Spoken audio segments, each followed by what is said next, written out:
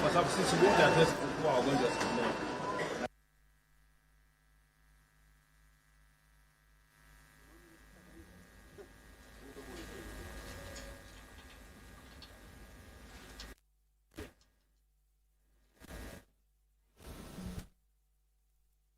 From the Kenyatta International Convention Center right here in Nairobi County, the first health summit in Kenya, the Kenya Health Summit 2026 is taking place. It is a 2-day summit that is being undertaken under the theme Reforms Delivered, Health as a Right.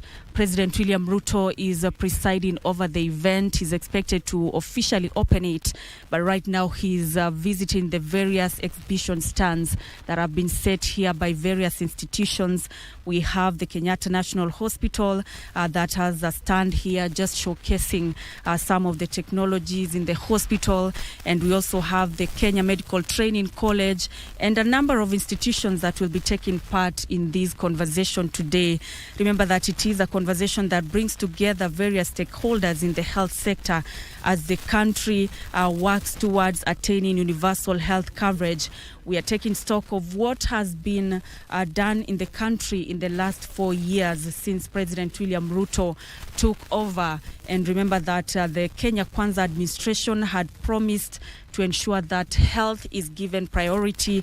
And when the head of state took over, he undertook a number of reforms in the health sector, including the establishment and operationalization of the Social Health Authority that was aimed at ensuring each Kenyan, including those in the informal sector, are able to access healthcare regardless of their income. Remember that the defunct National Health Insurance Fund was being, people were talking about it not being quite inclusive because those in the informal sector had been left out. But now with the Social Health Authority, those in the informal sector have also been included because they are able to pay their premiums. And remember that is determined through the means testing, which is a scientific way of testing the ability of a household or even a person to pay for Social Health Authority, and it is determined on their income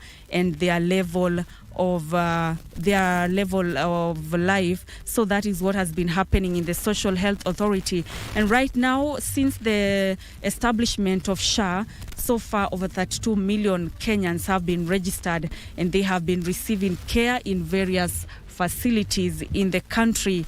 About 2 weeks ago, President William Ruto also presided over the launch of the SHA 9222 helpline number. Now a Kenyan is able to call and you call and you talk to dispatchers who are on call, and they are able to connect you to ambulances that are readily available. And of course, they are focusing on some of the critical illnesses. For instance, the president said that what will be given priority in the dispatch includes blood loss, unconsciousness, snake bites, rabies, among others. And of course, you're connected to the nearby available ambulance and you're taken to hospital to receive care. Some of the reforms that undertaken also include the establishment of boosting primary health care. And in that regard, we do have over 100,000 community health promoters that have already been dispatched into the various parts of the country, and they have been aiding the government and the health sector in health education, teaching households about hygiene, nutrition, sanitation, disease prevention, maternal and child health, as well as healthy lifestyles.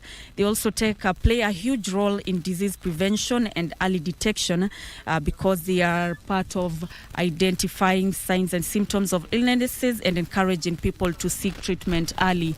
Now let's listen in to what is happening right here at KICC.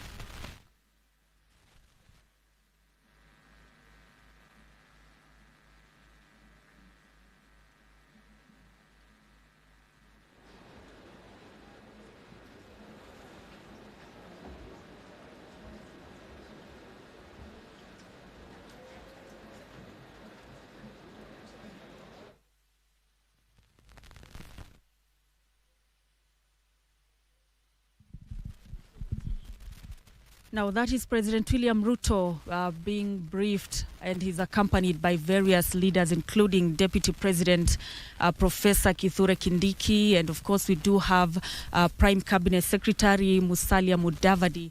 Right now, President William Ruto is visiting the various stands. Right now, he is at the KEMSA stand. So let's listening to what he's being told or being briefed about. Revolutionize that. By the time you order and the time it takes for the medicines or products to be at your doorstep, we have changed that. We have asked ourselves, when we came, warehouse was working like a normal office, 8 to 5. We said, is this not a normal office? Can we do a shift system from 7 a.m. to 7 p.m. with the same staff? So some are reporting at 7 and leaving at 4. Some are reporting at 10 and leaving at 7. So that actually improved our efficiency, and our order turnaround time has moved from 24 days to less than 2 weeks for the rural health facilities, from 20 days for hospitals to less than 10 days for hospitals now. Thank you, sir. Thank you, sir.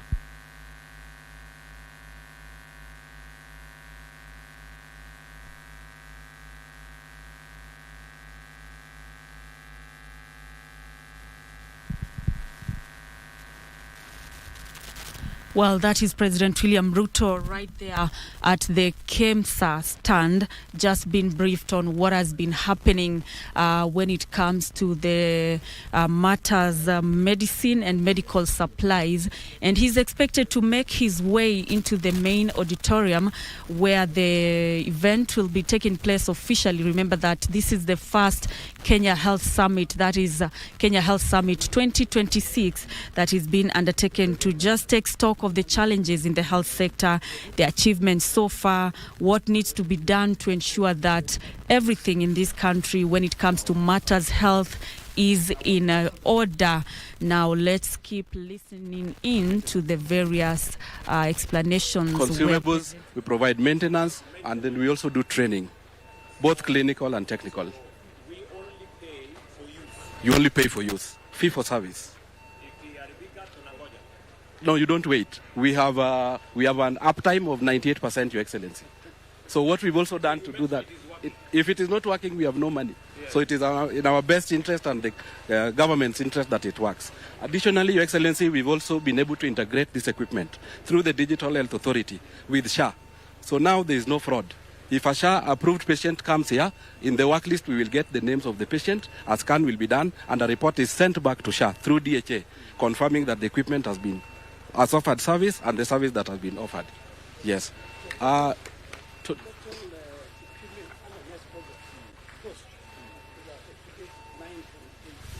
Already supplied.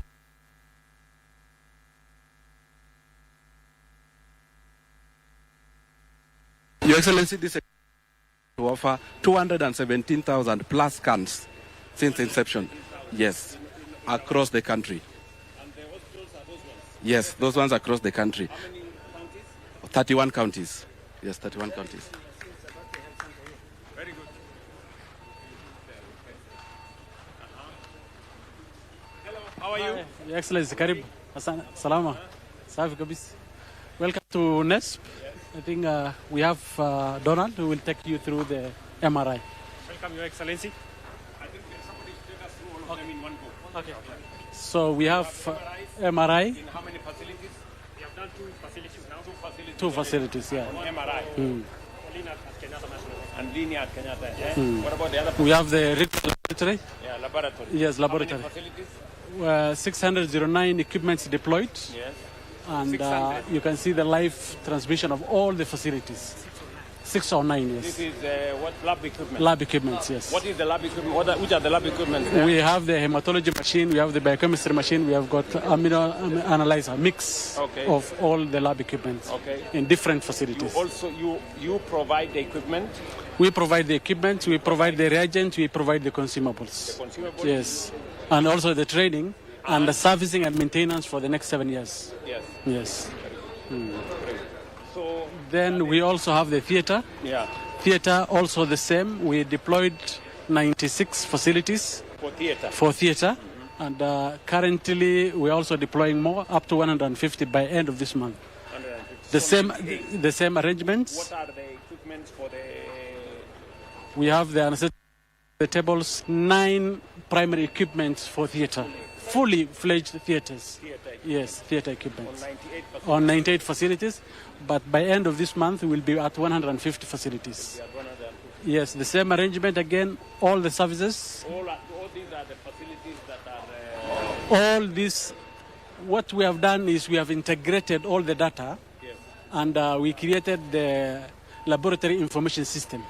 So what you can see here is a live test that is being done by the facilities now. Why is it blinking? I really think it's because of the power. The network, yeah? Okay. Just check him. How many have you done, for example, Kenyatta National? How many Kenyatta, we have theaters. Moi, 15. Moi teaching, we have done 9. Jaramogi, we have done 9. And one theater, sample is like how much? each What, why? the For one for one theater is around 15 million. Yeah, 15 million. Yes, 15 to 20 million, because the highest is 20 million. Yes. 8 theaters. 8 theaters for Margaret. So 8 theaters, you do 10. That's 150. Which Yes. would have, Yes. Your Excellency, And I thought we should know that lady for cancer. It's in her family. Her sister, as we speak right now, is a beneficiary of Shah at Coast General. This is how are you?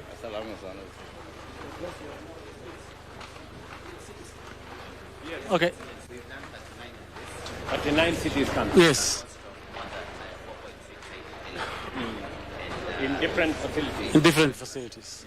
What is the experience? I think so far the experience we saw is most of the patients who are coming for these services to either Kenyatta have now gone back. Yes, have now gone back. So it has reduced the referrals.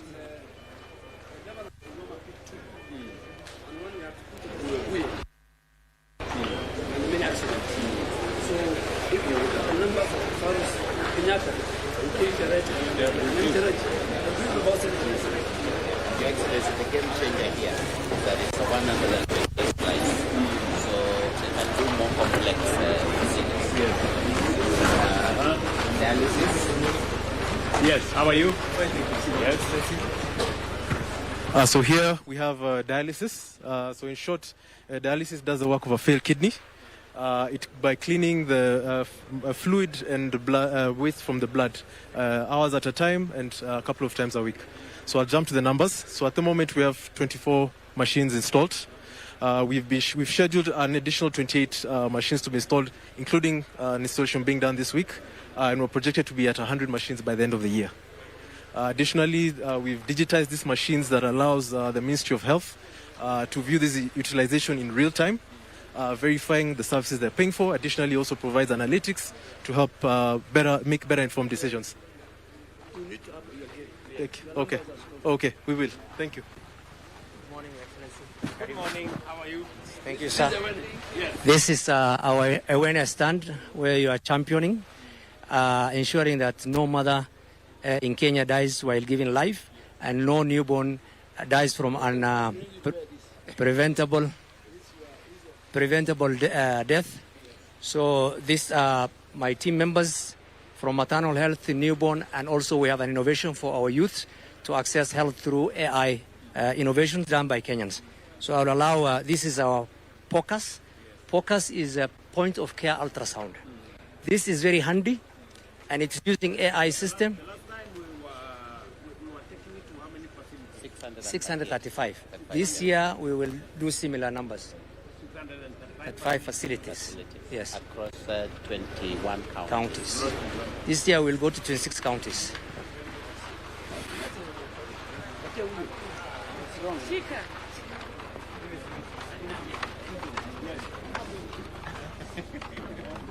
These are the people who are dealing with the Ebola.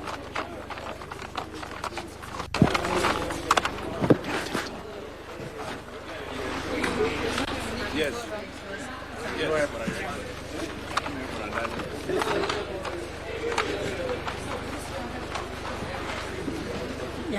Your Excellency, it's okay. Yeah, so this is the Kenya National Public Health Institute, established by the government as the health security agency, guiding matters of protecting the public against events of public health, effects of public health threats, sorry. So here we are going to demonstrate the outbreaks that we have been trying to respond to. In this current year, we have been able to respond to rabies, we have responded to chikungunya, we have responded to cholera and anthrax.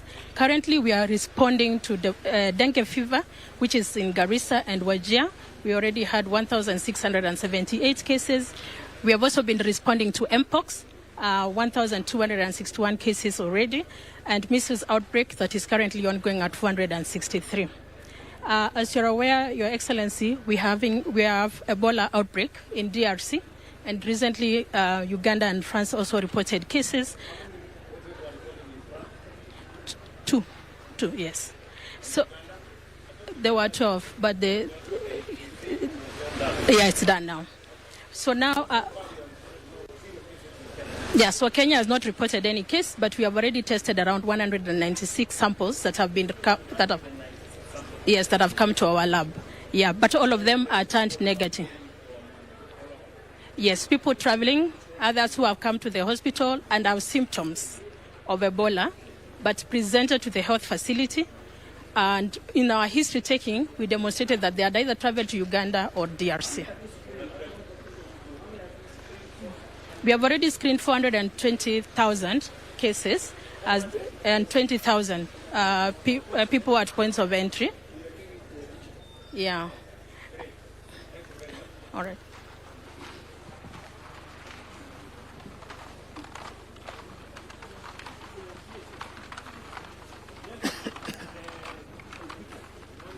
Excellency, how are you?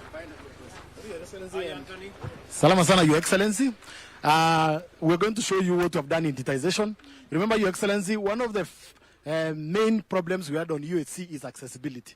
And one of the first issues that was there is our public hospitals did not have the digital systems and digital infrastructure to be able to provide services. That's why even under NHIF, they used to get a mere 34% of the money. And therefore, Your Excellency, the first thing we did is provide these tablets to all our public facilities, 6,700 of them. This tablet, Your Excellency, comes with a power bank, and Your Excellency, it comes with paid-up internet of 10 years. And 10 years, Your Excellency, so that our governors and our public hospitals do not need to pay for any of internet connectivity in that area, Your Excellency. For big hospitals of level 4 to 5 and 6, because they take a lot of data, we're giving them these computers, Your Excellency, 4,500 of them.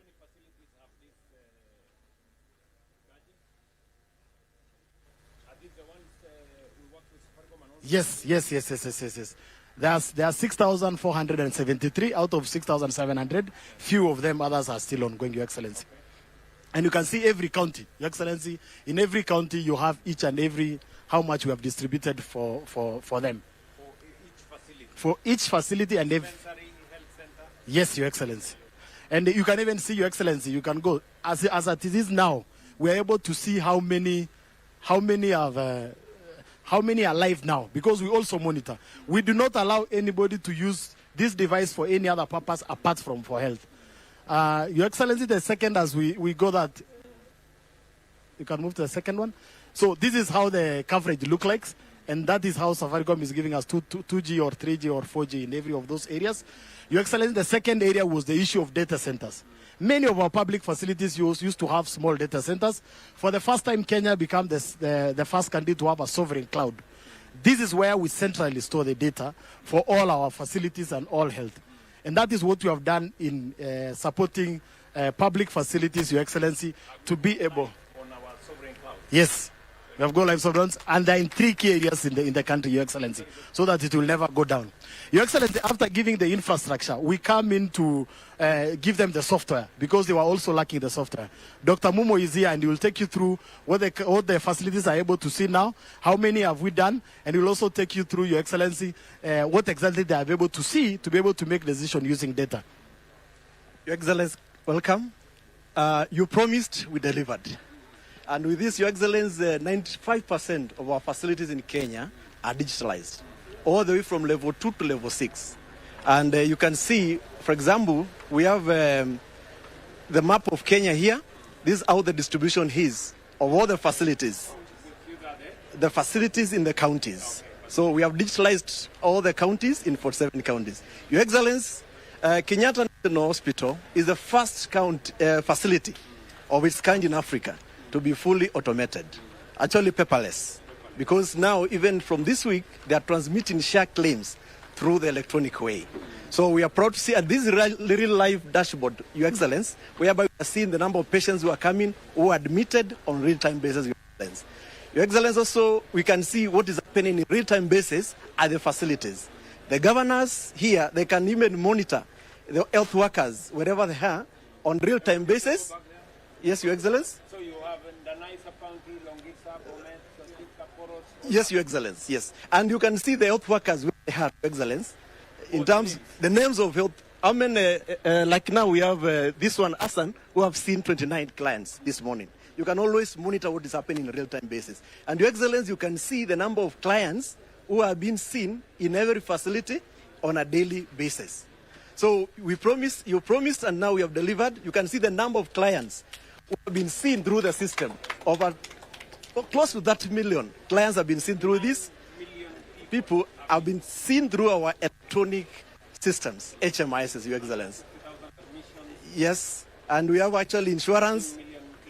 And you can see in a month, Your Excellency, we are having more than 4 million clients coming, our patients, to be seen through the electronic platform. So you promised, and now you can see we have delivered as a country. Thank you. Thank you very much, Momo. Your Excellency, here. Yes. Sorry. So Your Excellency, the third area is about logistics. How do we ensure our drugs are safe? How do we ensure that you're able to track these drugs? But Dr. Wamisha will take you through, Your Excellency. So good morning, Your Excellency. This is the new kid on the block in Digital Health Agency. So the starting point when digitalizing health products and technology is to have like a Bible, a dictionary on how we identify health products across the health sector. So what we have is a product catalog, the national product catalog, and that's what you're looking at. Everyone who's prescribing, dispensing, bringing in medicines must read from this product catalog. So for example, like this medicine is particularly there. We were designing as a package. What Yes. No. The national. Pharmacy benefit package. Exactly. So from there, we then move to health facilities need to be consuming this particular product catalog, and we are doing that through our Taifa Care Hospital Management Information System. The biggest question, Yes. What is the connection with KEMSA? Exactly. I want to now take us there. So the hospital needs to order medicines from KEMSA. So it's and those medicines, it needs to first identify what is in the store. So the system has a pharmacy and stores module. So the pharmacist is able to see this is what I have in store. Then they are also able to now requisition to KEMSA through what we are calling the National Logistic Management Information System. And you can... That is housed in DHA? Yes, housed in DHA. So let me take you to the NLMIS. This is a game changer, Your Excellency. Here we are going to onboard manufacturers, distributors. We've already onboarded KEMSA. KEMSA, we can see we have 10,609 products. This is real time. We can also see the prices. Today, when a pharmacist wants to buy medicines, they have to, call somebody, ask what is happening. So on the NLMIS, we have the marketplace. This is going to be a marketplace. So once the order comes in, then the facility is then able to have a global-like experience. This has not been there. The facility in charge wonders, is the truck arriving? When are the medicines coming? But now with this, they are able to tell where their order is. All this is happening through the National Logistic Management Information System and their audit logs. The last bit that we are working on with PPB, I'm not sure what is the connection with KEMSA. KEMSA seems not to be clear. Yes, we've been working with them. They have onboarded, sir. Pay some attention. Okay.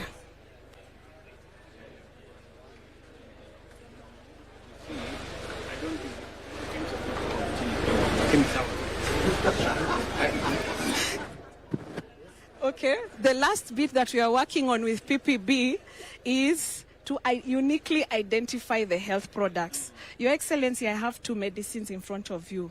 One has what we call the global standard, what is used to uniquely identify the product, and that is this. It's a data matrix that has got lots of numbers. Then this one doesn't have. Okay, it just has this barcode. We want all medicines coming to Kenya to have this, and we are working with PPB to ensure that this happens. We are currently in transition period, so we are starting with the ones that already have, but by 1st January, anything else coming in here must have this. Then with this, yes, Of the medicine. exactly, The source, exactly, the correct ones, exactly, traceability. exactly. Exactly. And then, Your Excellency, the connection with the patient. Allow me to show you that. The last one is on Afya Yangu. Because the patient must be in the story. So on Afya Yangu, this is an app that the patient has in their hand on a phone. And this is actually me who visited a health facility a few days back. I had a headache, I was feeling unwell. I went to a senior health center, and this excited me, Your Excellency, because a few days later, when I went to my Afya Yangu, I actually saw the medicines that I was given.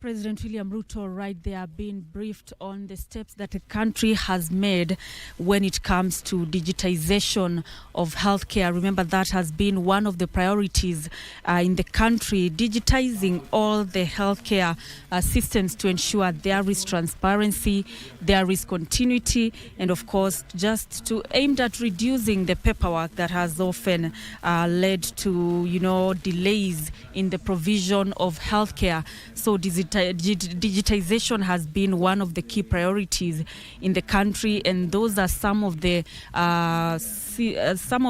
things that we'll be looking at as the Kenya Health Summit 2026 continues. The president is visiting a number of stands right there and is getting an opportunity to experience firsthand what has been happening in the health system. He has shown a keen interest in what has been happening in the health system, and of course we have seen it has become synonymous in most of the events where before the president actually makes his speech, he's able to be briefed and he's able to speak to Kenyans from a point of knowledge, because he has interacted with several people from the various departments, and he understands what has been working and what has not been working and what the processes are.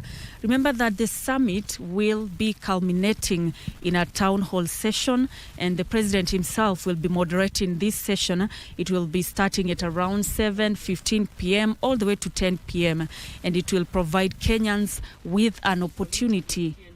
It will be providing Kenyans with an opportunity to share their experiences, raise concerns, and also outline the expectations for the health system, because that is the conversation that is ongoing. Remember, the country has been heading towards Beyond Vision 2030, and we know health is part of that. So it is something that will be featuring majorly, because we know without proper healthcare, then various sectors in the country will be affected, and that is why President William Ruto has been keen on ensuring that there is proper provision of healthcare, from primary healthcare all the way to the maternal and newborn health. We know that the country has been working too hard to ensure we eliminate or reduce preventable deaths by even hiring more staff. We know that very soon there will be over 5,000 additional nurses and midwives that will be hired in the country with the aim of strengthening care and reducing preventable deaths. This summit brings together national and county governments, regulatory agencies, referral hospitals, healthcare professionals, development partners, and all the stakeholders who are key in talking about matters health. As the conversation starts today, it is a 2-day summit, and at night it will culminate in the town hall session that will be moderated by the president himself. Remember that this summit is being undertaken under the theme Reforms Delivered, Health as a Right. The president has been keen, urging all the Social Health Authority registered hospitals not to deny any patient emergency care. It is a constitutional right, and the other day he talked about it, saying that every Kenyan needs to receive the emergency care, and that is the conversation we expect him to talk about today as he opens officially the Kenya Health Summit 2026. The president has been visiting a number of stands, and now we are expecting him to arrive into the main hall where members of the public and of course the various stakeholders are already waiting for his arrival so that the event can officially kick off. And we know that the summit is set to reinforce the government's commitment to building a responsive and equitable health system in which quality healthcare is accessible to every Kenyan as a right and not a privilege. The president has been really keen on that, a right and not a privilege. Every Kenyan, despite whatever they earn, they are able to receive the proper care they deserve. And that is why under the Social Health Authority that replaced the National Health Insurance Fund, we do have the Lipa Sha Pole Pole. That means that you're not required to pay all the premium amounts just at once. If you're unable to afford, then you can pay with time. Perhaps you can decide to pay it in monthly installments or even weekly installments based on your level of income. Makofi kidogo ya kuwapongeza tafadhali.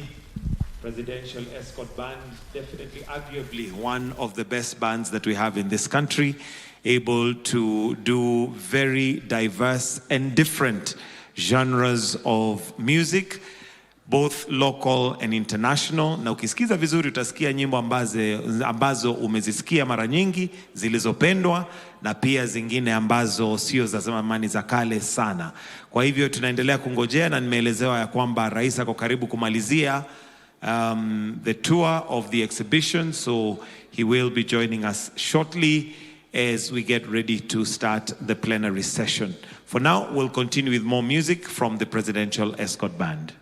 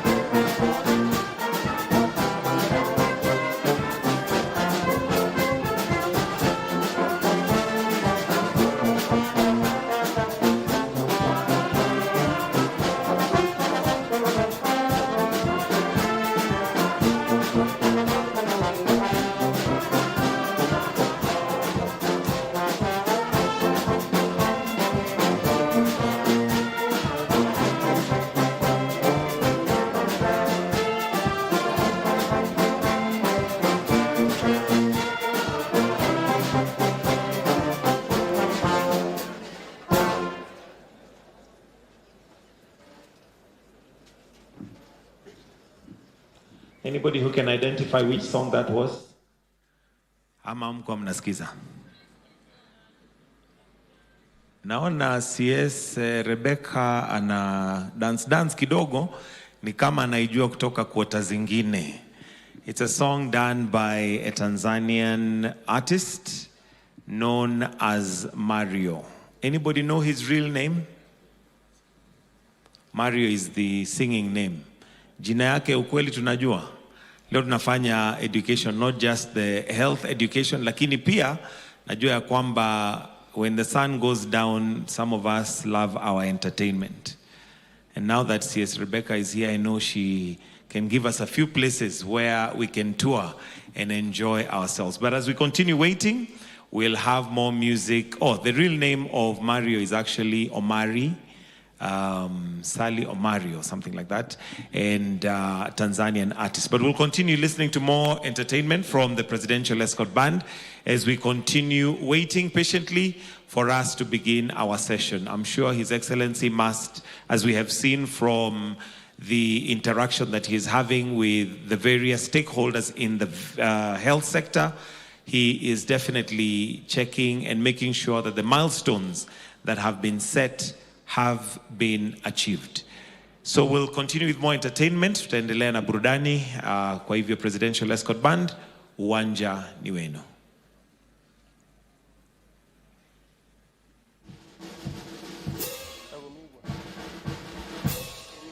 Thank you.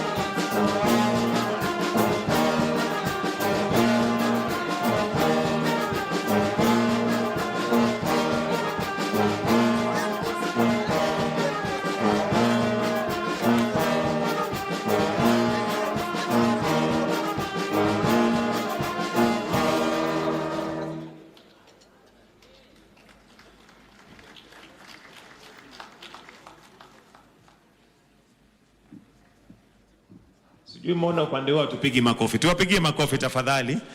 Najua hapa PS Mangeni ndiye ameongoza gang ya mapeka na nimesikia hiyo ilikuwa wimbo ya kutoka Western. Sijui warudie tusimame tuimbe kidogo. Naona tumeketi for long. Band nita request tuimbe hiyo tena hiyo it's a gospel genre of music and it has given us some good. Tusimame tafadhali. Just to stand up, it's also a health break. We've sat longer than we expected, so tufanye tu hiyo tena kidogo, na ule anajua wimbo tunaweza tukaimba mahali tulipo, tutemeze mabega kidogo ili tuweze kujitayarisha na tukue tuko warm kabla rais afike. Bendi tuende kazi na tuongeze volume kidogo ili tuweze kucheza tukifurahia sote. Karibuni.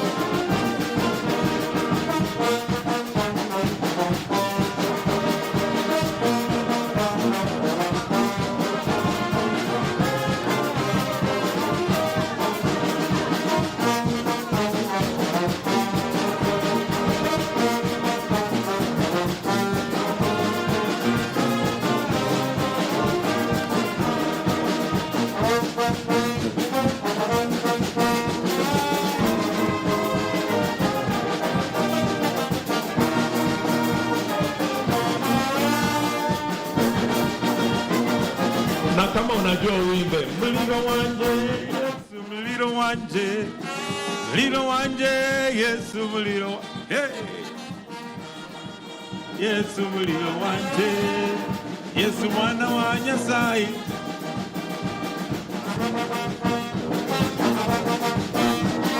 Mlilo wanje ndio hiyo, Yesu mwana wa Nyasaye.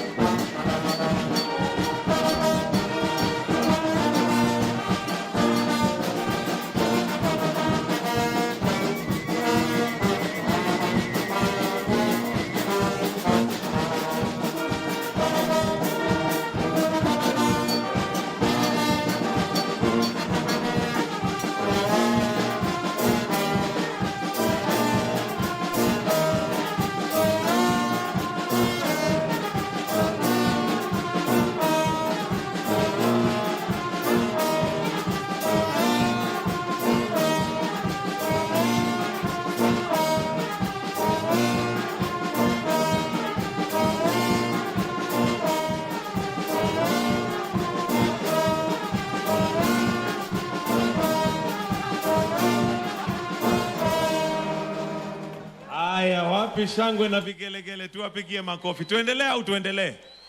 Badala ya kuketi, si tutaketi for some time. Tuendelee au tuendelee? Band nataka sasa tuende upande wa Nyanza. Tukikuja hivi, si tuende Nyanza ama tuende pande gani? Naona Honorable Attorney General ako tayari kabisa. Hata sikujua kitoka kotini kumbe anakuanga na mapeka na peleka mabega kabisa. Bendi, tuende kazi.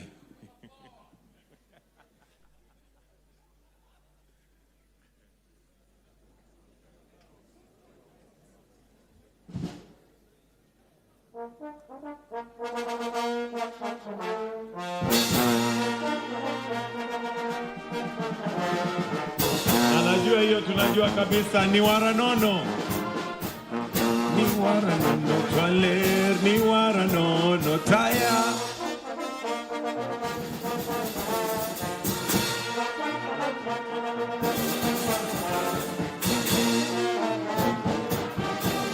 Pictures from the Kenyatta International Convention Center. This is the first day of the Kenya Health Summit, the very first health summit in the country, and it is being held under the theme Reforms Delivered, Health as a Right. President William Ruto is presiding over the event. He's already at the premises, and of course a few minutes ago we saw him being taken through the various exhibition stands right here at KICC before he gets into the main hall that is just on my left. And once he gets here, that's when the main event will be taking place. But right now he is in one of the holding rooms being briefed before coming out to now kickstart the event officially. For now, I'd like to hand it over to Abdiaziz Hashim in studio, and once the president is here, arrives, we are going to be back here at KICC for the summit. Abdiaziz.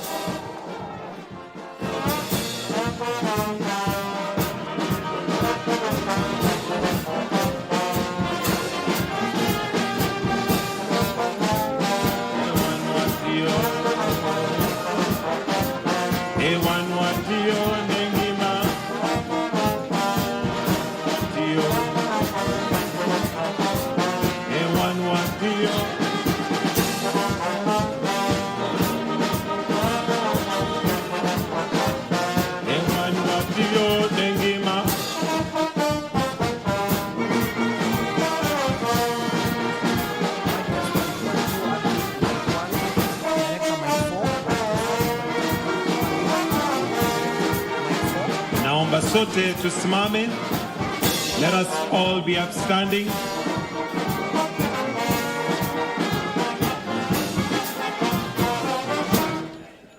Tuwapigie makofi basi, tukijua ya kwamba sasa Mheshimiwa Rais amekaribia kufika. Kwa hivyo tubaki tumesimama, na itakuwa mzuri pia akiingia tumkaribishe kwa makofi, kwa sababu leo ni siku ambaye ni ya furaha sote, tukiangalia hatua ambazo kama nchi tumechukua kwa upande wa afya. Kwa hivyo tujitayarishe kumkaribisha kwa makofi, kwa sababu ni siku njema. Bendi, tuendelee tukingojea.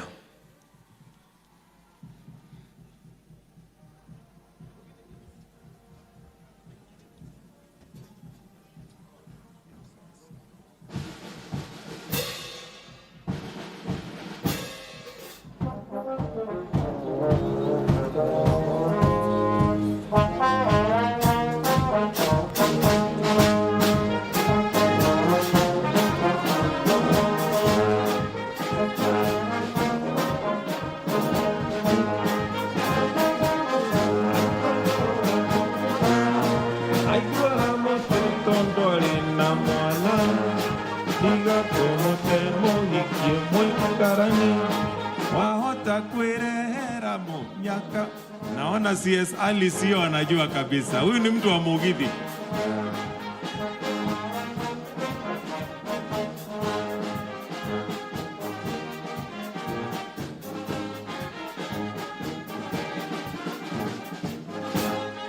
Well, thank you so much. That is the Kenya Health Summit 2026. Any moment from now, President William Ruto will be walking into the Kenyatta International Convention Center. Remember, he was shown a little bit of the exhibits that are ongoing at KICC. You can see there on your screen, that is President William Ruto, the Speaker Moses Masika Wetangula, Health Cabinet Secretary Aden Duale, now walking to the main podium where is the Kenyatta International Convention Center for this particular summit. Remember, this is a summit that will be continuing for the next 48 hours. This evening will be crucial, with the president expected to host a big event or conversation that will be happening there with, of course, key stakeholders and Kenyans alike in terms of what the health sector has been undergoing for the next few years or so. You can see the president has walked in, accompanied, of course, by key government leaders. That includes the Health Cabinet Secretary Aden Duale, Prime Cabinet Secretary Musalia Mudavadi, the Deputy President, that is Professor Kithure Kindiki, among other dignitaries who have come for this particular summit that will be continuing for the next 48 hours or so. Let's head over to KICC and listen in to the proceedings. The anthems.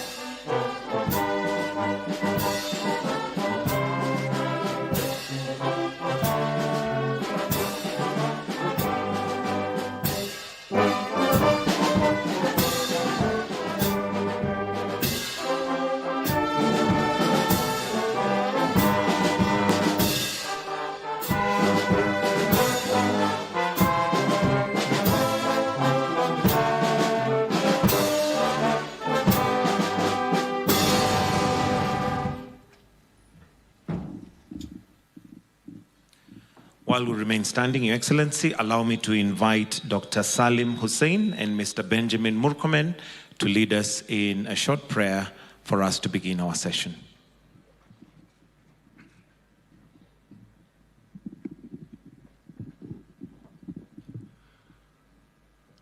Tuombe. Bismillahir Rahmanir Rahim. Alhamdulillahi Rabbil Alamin. Ar-Rahmanir Rahim. Maliki Yawmiddin. Iyyaka na'budu wa iyyaka nasta'in. Ihdina siratal mustaqim. Siratal ladhina an'amta alayhim. Ghayril maghdubi alayhim waladdallin. Amin.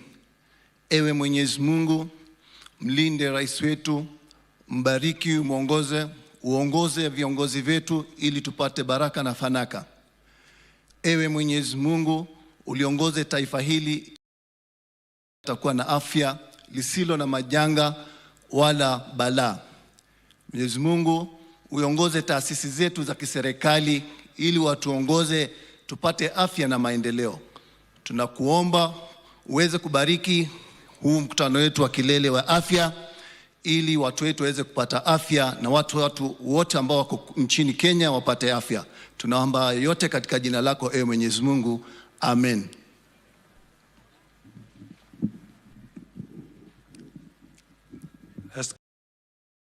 Heavenly Father, we come before you today with hearts of gratitude, acknowledging that all authority comes from you. We thank you for the gift of life, for bringing us together for the Kenya Health Summit. We lift up our President, Dr. William Samoei Ruto, all the leaders of our country and the citizens. Grant our leaders wisdom, protection, strength and understanding as they guide us and our nation towards universal health coverage. Oh Lord, guide us, Guide our discussions and decisions with wisdom, unity and compassion. May this health summit be a turning point towards stronger health systems, greater preparedness, quality, accessible, and equitable health care for all Kenyans. May this summit yield meaningful and lasting solutions and strengthen our health system for the benefit of every Kenyan. We commit this summit into your hands. Lead us now, guide us, and bless our efforts. For in Jesus' name I pray with thanksgiving. Amen. Let us kindly take our seats. Your Excellency, Dr. William Samoei Ruto, President and Commander-in-Chief of the Kenya Defense Forces, Your Excellency, Professor Abraham Kithure Kindiki, Deputy President of the Republic of Kenya, Your Excellency, Dr. Musalia Mudavadi, the Prime Cabinet Secretary, Honorable Moses Wetangula, the Speaker of the National Assembly, Mr. Gary Cornell, Resident Coordinator, United Nations, all Cabinet Secretaries present and Principal Secretaries present. In this case, we have Honorable Aden Duale, the Cabinet Secretary for Health, Honorable Ahmed Abdullahi, COG Chair and Governor, Wajir County, Ms. Neema Kimambo, WHO Country Representative, Host Governor, Honorable Johnson Sakaja, all governors present, all members of parliament present, development partners, stakeholders, and all in the health ecosystem, distinguished ladies and gentlemen. Your Excellency, with your permission, allow me to invite Dr. Ouma Oluga, our PS State Department for Medical Services, who will give a short welcoming remarks before inviting PS Modoni to then guide us with the program. Tupigie makofi tafadhali akija, PS Dr. Ouma Oluga.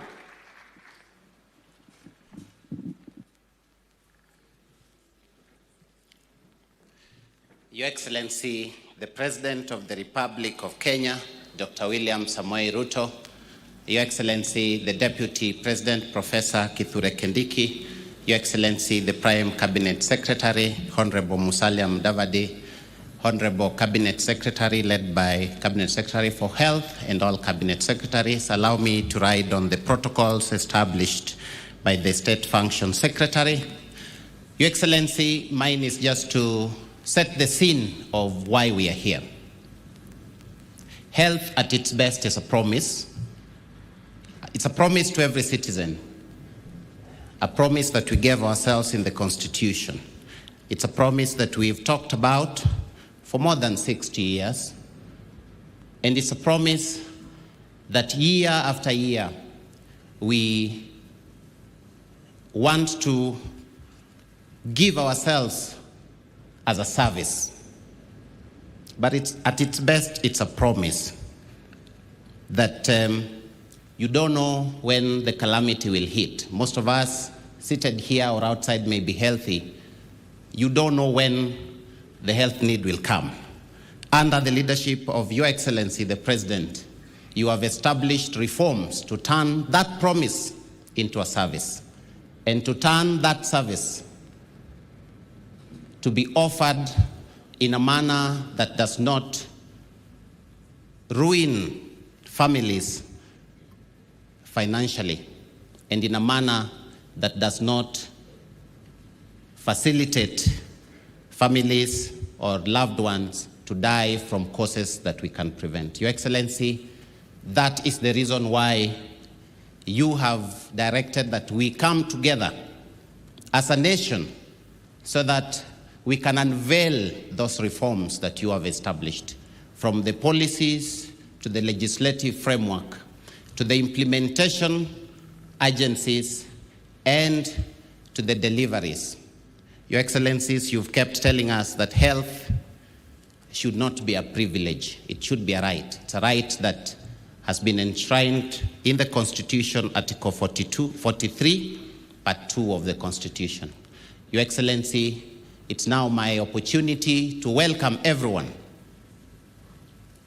to this discussion as we unveil the reforms that have been delivered. And those reforms that have been delivered so that health is given as a right, so that we turn the promise into a service. Your Excellency, with those very few remarks, I would like to invite my colleague, Principal Secretary Mary Mudhoni, to take over the program, and all of us feel much welcome to the Kenya Health Summit. Thank you very much na karibuni sana. Asante sana PS Oluga. Your Excellency, the President of the Republic of Kenya, global partnerships and multilateral cooperation are the bedrock and the resilient health systems. Together with our international allies, we are translating health security policies into actionable realities that probe communities across borders. At this juncture, Your Excellency, allow me to invite Gary Connell, the resident coordinator of the United Nations. A round of applause for Gary.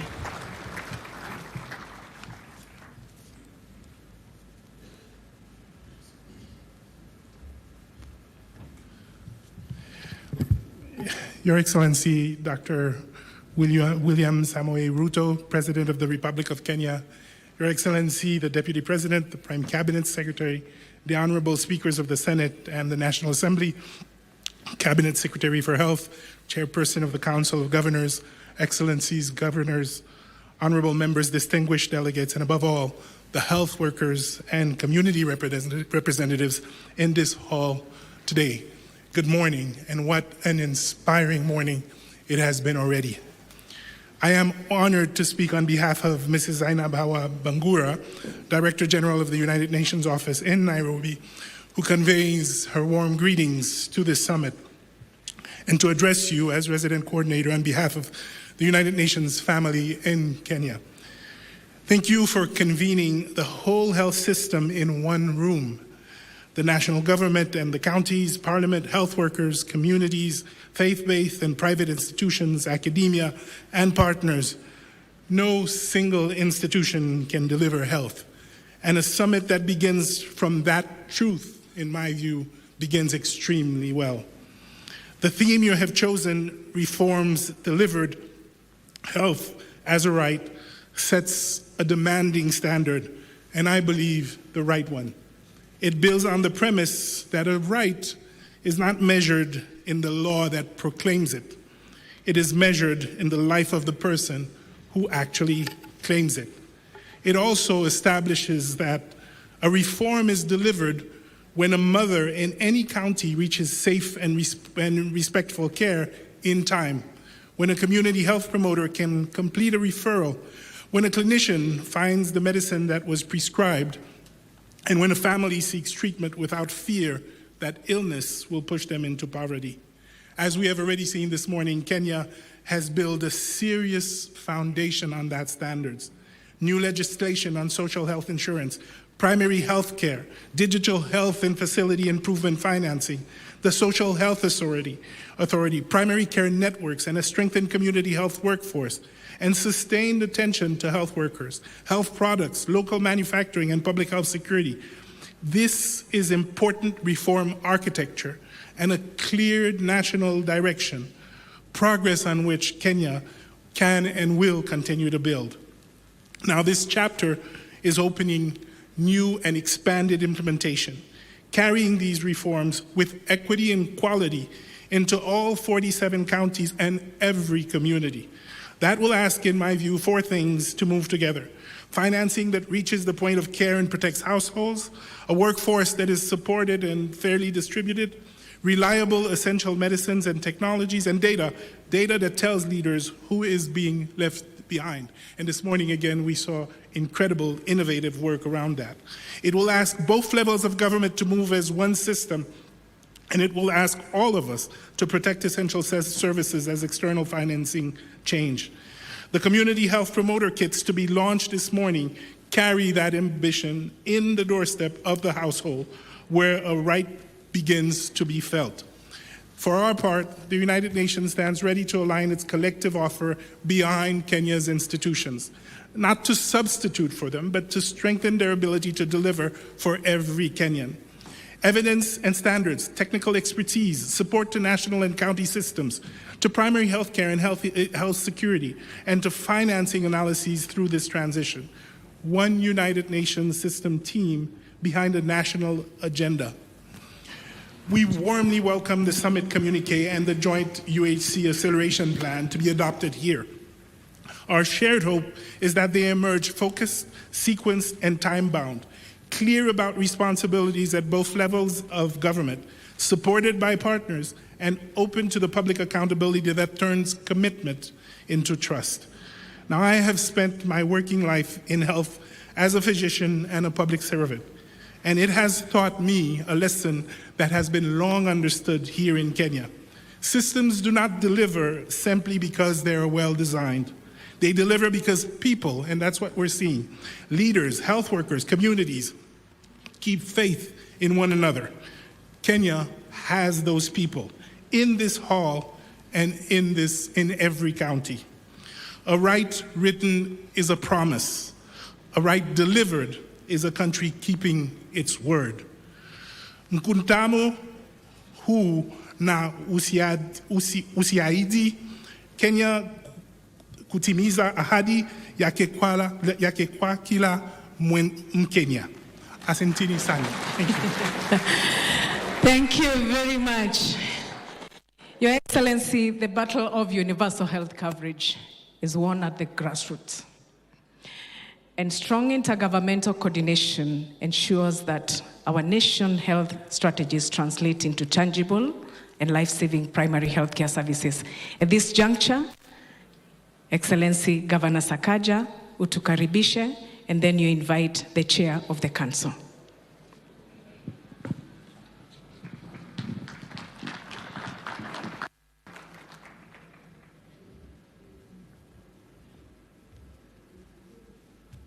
Your Excellency, the President of the Republic of Kenya, Deputy President, allow me to acknowledge the protocols that we've established, ministers, colleagues, governors, and development partners, and everybody who is here. Mine is very simple.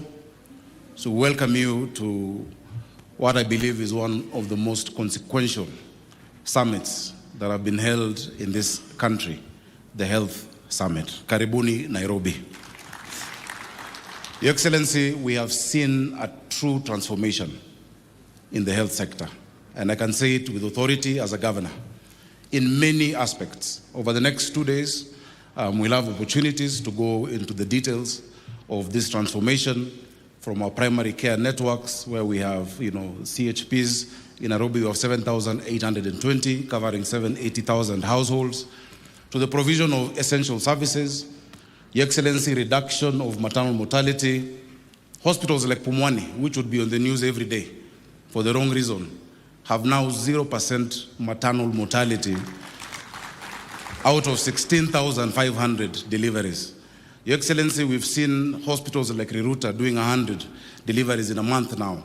New maternity services in Kayole 2, in Mathare North, across the city. The story of the health transformation is something to talk about. We have facilities that would get 100,000 shillings in 2 years. In a year, getting 4 million shillings a month, allowing them to invest in healthcare and to invest in serving our people. Your Excellency, allow me to conclude by saying, because we'll get into all these details, today it was really just to welcome us all.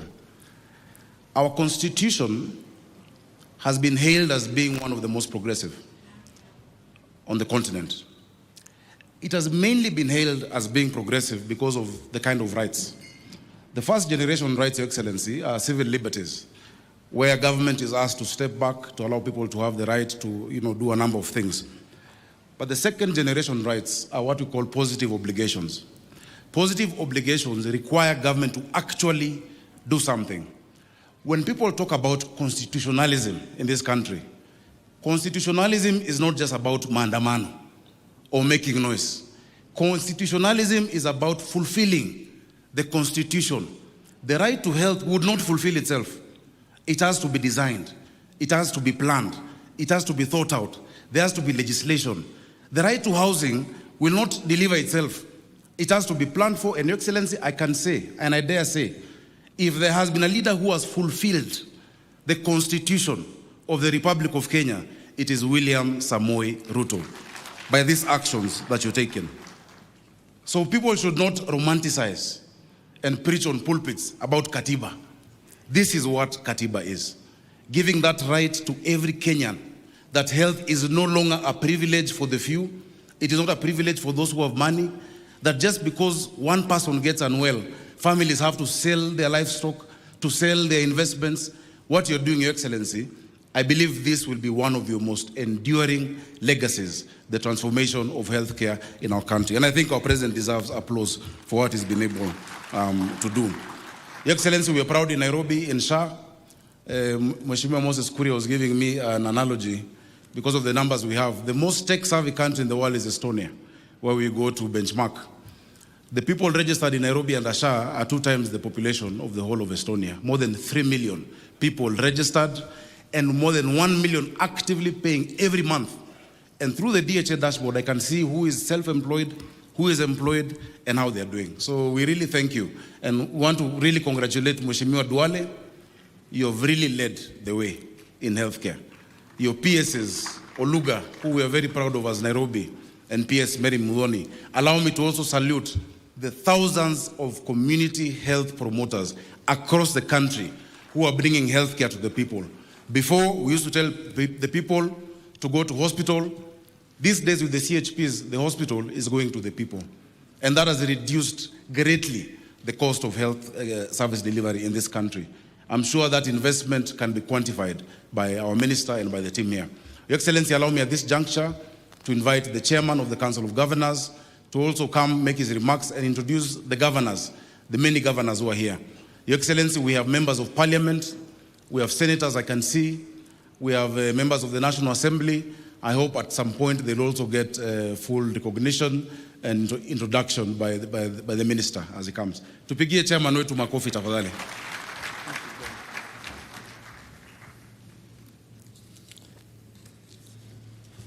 Your Excellency, Dr. William Samoei Ruto, CGH, the President of the Republic of Kenya and Commander-in-Chief of the Defense Forces, Your Excellency, Honorable Professor Kindiki Kithure, Deputy President of the Republic of Kenya, Your Excellency, Dr. Moses, Your Excellency, Dr. Musalia Mudavadi, Cabinet Secretary, Prime Cabinet Secretary, and Cabinet Secretary for Foreign Affairs, Your Excellency Dr. Moses Wetangula, Speaker of the National Assembly, All Excellency Governors, Cabinet Secretaries, PSs, Members of Parliament, development partners, ladies and gentlemen. Your Excellency, it's a great honor to join you at the Kenya Health Summit 2026 on behalf of the Council of Governors and the 47 county governments. I wish to appreciate the Ministry of Health for convening this important summit and for the continued engagement with county governments in advancing the health agenda of our country. The theme of the summit, Reform Delivered, Health as a Right, speaks directly to the responsibility we carry as leaders. Health is not simply a sector of government, it is a constitutional right and a fundamental determinant of social and economic well-being of our people. Your Excellency, we meet here more than 16 years since the promulgation of the Constitution of Kenya 2010, which fundamentally transformed our system of governance. Devolution has evolved from a constitutional aspiration into one of Kenya's most consequential governance reforms. Today, Your Excellency, our emphasis is that we can do so much for Kenyans in the health sector through coordinated intergovernmental implementation, functional service delivery, and measurable patient outcomes. And I want to confirm on behalf of the COG that we have actually achieved so much in the space of healthcare. We have achieved tremendous results over the past 4 years through your leadership, Your Excellency, and through the bottom-up economic transformation agenda, BETTER, which prioritized universal health coverage for all Kenyans. I wish to highlight, but just a few areas that demonstrate the progress we have made and equally the work that remains before us. In primary health care, over 107,800 community health promoters, CHPs, were deployed under a 50-50 shared financing model between the national and county governments. This has expanded health service availability at the primary level. Primary care networks, PCNs, have increased from 89 to 277. On health financing, Your Excellency, since the inception of the Social Health Authority, counties have cumulatively received 46 billion shillings, out of which 31.4 billion has been paid to hospitals through the Social Health Insurance Fund, SHIF, and 14.2 billion has been reimbursed to primary health care facilities. 98% of public facilities have been onboarded on the Social Health Authority share. Through collaboration between the two levels of government, 32.4 million people have been registered under the Social Health Insurance Fund, representing a significant increase from the 7 million people previously registered under NHIF. Counties have also strengthened emergency response with 304 of our ambulances out of the 506 that we run currently already integrated into the National Ambulance Dispatch System, improving referral linkages and timely response to patients requiring urgent and specialized care. Your Excellency, through your initiative under the National Equipment Service Program, NESP, the county governments have now specialized equipment at all levels. This has gone a long way in improving the capacity of counties to handle critical patients and other access to specialized care. We now have MRIs, ultrasounds, blood equipment, blood chemistry equipment, you name it, in the most peripheral of places, Your Excellency. Through the UHC reforms and digitization, the Digital Health Authority has been able to distribute 42,300 digital devices across level 2 to level 5 facilities, processing SHA claims in all 47 counties. These are but a few areas that the reforms in the healthcare sector have greatly improved. Your Excellency, this summit is about consolidating gains, celebrating what we have achieved, taking stock, and charting out the way forward on what else needs to be done. We acknowledge certain challenges, especially in workforce gaps and industrial relations, and together we will work to solve those. Your Excellency, as the Council of Governors and the 47 county governments, we reaffirm our commitment to working with the national government, development partners and the private sector, civil society, health workers and communities to consolidate the gains thus far and to address the gaps that remain, as I said. Let this summit mark a renewed phase of cooperative governance, shared accountability, and accelerated implementation. Let's build on what has worked, confront what has not, scale innovation emerging from both the national and counties, and ensure that our reforms are felt where it matters, as it's already happening.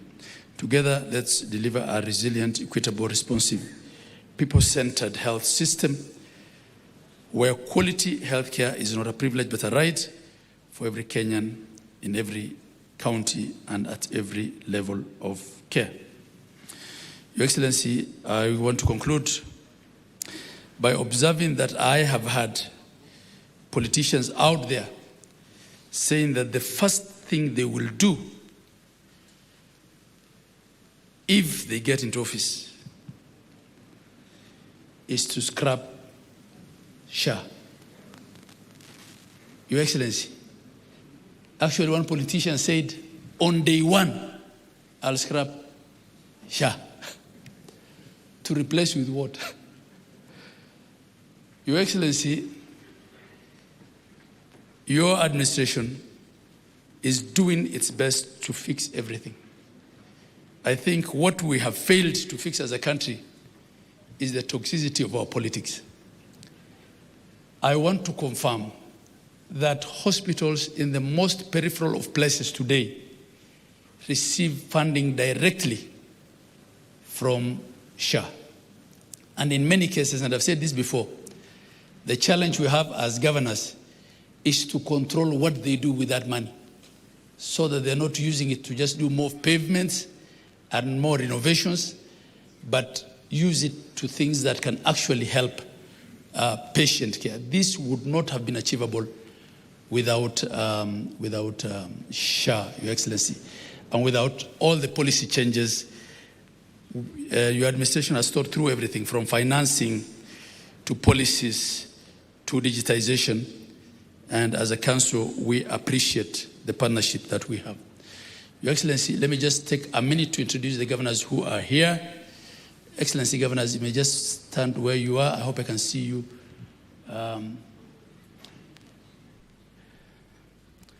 Thank you very much. From the very end there, we have Professor Barchok, Governor Bomet. We have Governor Gladys Wanga, Governor Homa Bay, Gideon Mungaro, Excellency, Governor of Kilifi, Fatuma Achani, Governor of Kwale, Governor, I call him Kipiego Arabsang, Governor of Nandi. We have Governor Simba Arati. We have our Chair of Health, Governor Abdul Samad Sharif Nasir. And we have Governor Wesley Rotich, Governor of Elgeyo Marakwet. And we have Governor of Nairobi, our host. Your Excellency, I want to end by saying that we look forward to very engaging deliberations for the next 2 days to discuss where we are, to consolidate gains, to appreciate ourselves that actually we have achieved a lot. And for those saying that they will scrap SHA, it's akin to telling us that they will destroy the roads that have been tarmacked once they get into office. I end it there. Thank you, Your Excellency. Thank you very much, Your Excellency. Before I call the next speaker, I would kindly request the PSs who are in the house to stand up and just wave to the crowd. We have PS Mohamed Dagar, Transport, PS Judith Pareno, Justice, PS Ismail Madei, Special Programs, PS Harry Kimutai, Mining, PS Beatrice Inyangala, Higher Education, PS Idris Dokota, Cabinet Affairs, PS Joel Oromonyang, Public Works, PS Ann Wangombe, Gender Affairs, PS Karen Agengo, Children's Services, PS Cyril Wagunda, Public Investment, PS Joseph Mutari, Social Protection, PS Aurelia Rono, Parliamentary Affairs, PS Abubakar, Investment, Susan Mangeni, MSME, and PS Jacobs Fikirini, Youth Affairs. Oh, and our SG, Solicitor General for for the government of Kenya. Your Excellency, transforming healthcare requires bold leadership and a steadfast commitment to delivering comprehensive reforms. I now would wish to, it's my distinct honor to invite my Cabinet Secretary, Honorable Aden Duale, the Cabinet Secretary for Health. A round of applause.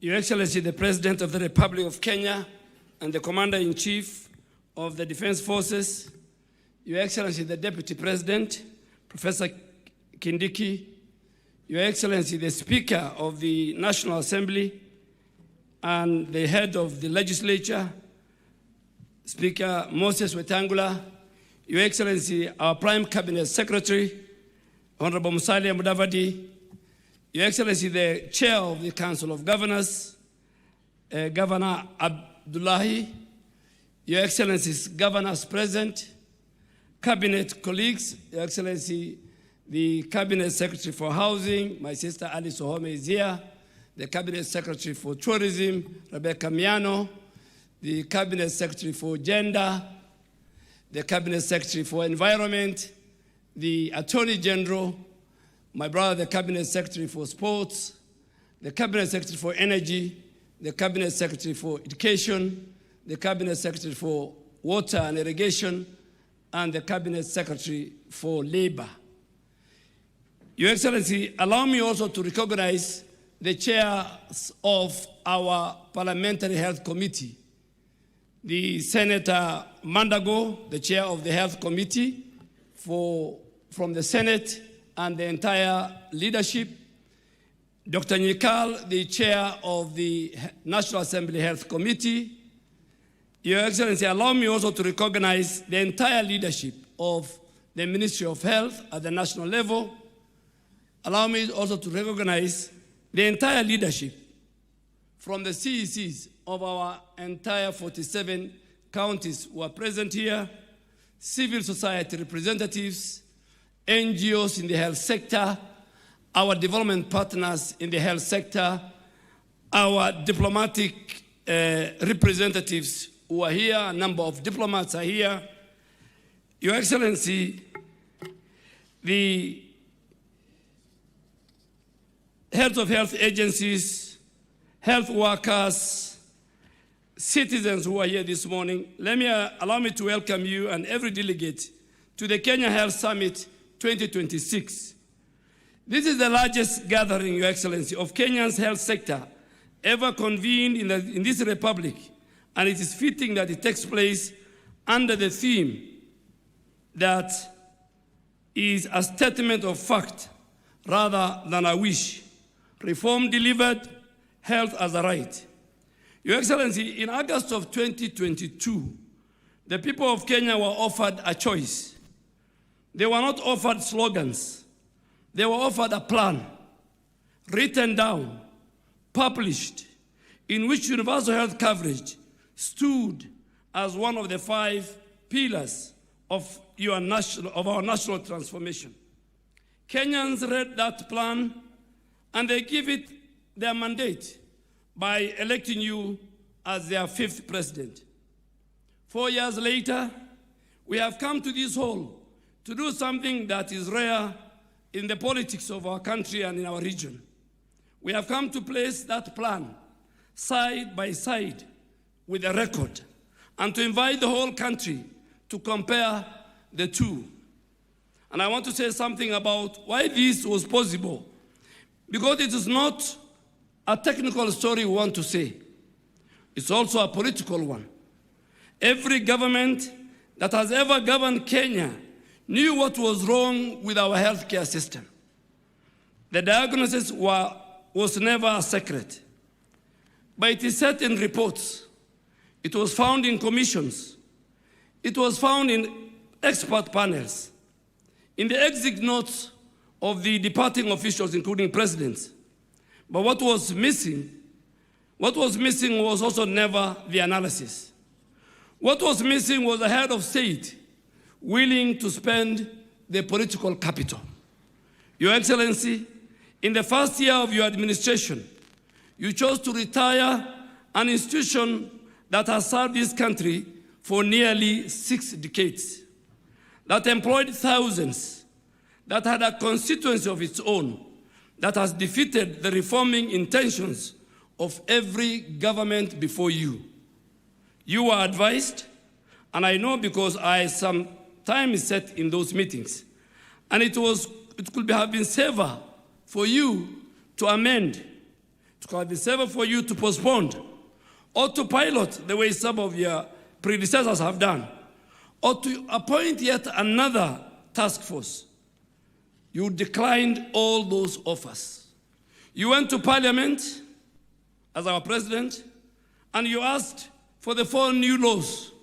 And that's why the Speaker of the National Assembly and the Committees of Health are here. And when the transition proved difficult, as deep reforms always do, you did not retreat into silence. You went out and explained it publicly in every county in this republic. And that's why we are here today. Not because the Minister of Health is clever, but because this reform had a political ownership at the very top, sustained for 4 years, and the technical machinery built deliberately underneath. Your Excellency, you will shortly place before this nation, is not my duty, the full account of universal health coverage, known as Taifa Care. You'll tell the country the coverage we have done. You'll tell the country the contribution, the payments, and the outcome. And allow me, therefore, Your Excellency, to report to this summit on 3 matters that fall directly to this ministry and which determine whether any of that money ever becomes care, the medicines, the equipment, and the people. Your Excellency, a health system on health commodity security. A health system is only as credible as the medicine on its shelves. When this administration came into office, the national order fill rate at Kenya Medical Supplies Authority stood at 35%. In plain language, a facility that ordered 10 essential commodities received fewer than 4. Today, that rate stands at 95%. We restored the authority's balance sheet by recapitalizing KEMSA through 10 billion shilling credit facility arranged with one of our commercial financial institutions. And we did that because there's no supply chain in the world that functions without working capital. We have operationalized the Embakasi Supply Chain Center, and we have strengthened our regional distribution hubs in Kisumu and Mombasa. And we have moved the entire chain from paper to platform. Your Excellency, today KEMSA supplies more than 11,400 health facilities, and 54% of everything it distributes goes to primary health care at level 2 and level 3, the dispensaries and the health centers, where most Kenyans seek care. What this means for an ordinary Kenyan, Your Excellency, is very simple. The mother who walks to a dispensary with a prescription in her hand now finds the medicine at the end of the queue, and not a referral to a chemist she cannot afford. On National Equipment Support Program, equipment, Your Excellency, because a clinician without a diagnostic is a clinician guessing. Under the National Equipment Support Program that you introduced as one of the key pillars of universal health coverage, as of 30th July 2026, we have installed medical equipment valued at 9.68 billion shillings in 251 health facilities across our 44 counties, showing 239 county facilities and 8 national facilities. Let me be very specific about what that means at the bedside. It means 36 CT scans. It means 2 MRI machines. It means 52 digital X-rays. And it means 72 ultrasound machines that have been provided. Consider what that changes. Not long ago, a Kenyan who needed a CT scan had 2 options: travel to Nairobi or go without a diagnosis. Today, that equipment is available in the great majority of our counties, and it's paid for by Taifa Care, not by the national government and not by our county governments. Over the last 4 years, this government has deployed 24,573 healthcare interns to all the 47 counties, Your Excellency, at an investment of 19 billion shillings. An annual placement has risen from 3,373 in the financial year 2022-2023 to 6,800 in 2026, nearly doubling the single admission for our young graduates from our colleges. This has allowed young Kenyans who for 4 years ago could have completed their training and go home to wait, get a placement. We have also sponsored 262 medical registrars across 35 specialties, so that counties who have never had a single specialist are now growing their own. We have released 3.5 billion shillings to settle the accrued basic salary arrears owed to our doctors. Under your direction, we are employing 5,000 additional nurses and midwives are being recruited. All these happened under your leadership, Your Excellency, in the last 4, and we will showcase them as the 2-day health summit progresses. Your Excellency, allow me now finally to acknowledge our partners in this work. To our Excellencies, the governors, health is a devolved function, and every figure that will be quoted in this hall was earned in a county facility by a county staff. This reform has been a genuine partnership between the 2 levels of government, and I want to thank our governors for that. To our development partners who have stood with us, Kenya, through a very difficult period of global health financing, thank you for the confidence you have shown in our healthcare system. To our private and faith-based providers, our professional bodies, our unions, you are inside this system, not outside. And this reform is stronger for your involvement. And to the Kenyan healthcare workers who are here and those who are listening to us, who are the reason any of this, who are the reasons that a patient reaches them at any time. This government sees you. Tomorrow, this summit devotes an entire plenary to your future. Over the next 2 days, Your Excellency, we will do an examination of our healthcare financing, primary health care and community health, human resource for health, health products and technologies, health security, digitization of the healthcare system, and our specialized and referral services. Her Excellency, the First Lady, will do a session tomorrow on maternal and newborn health at the plenary.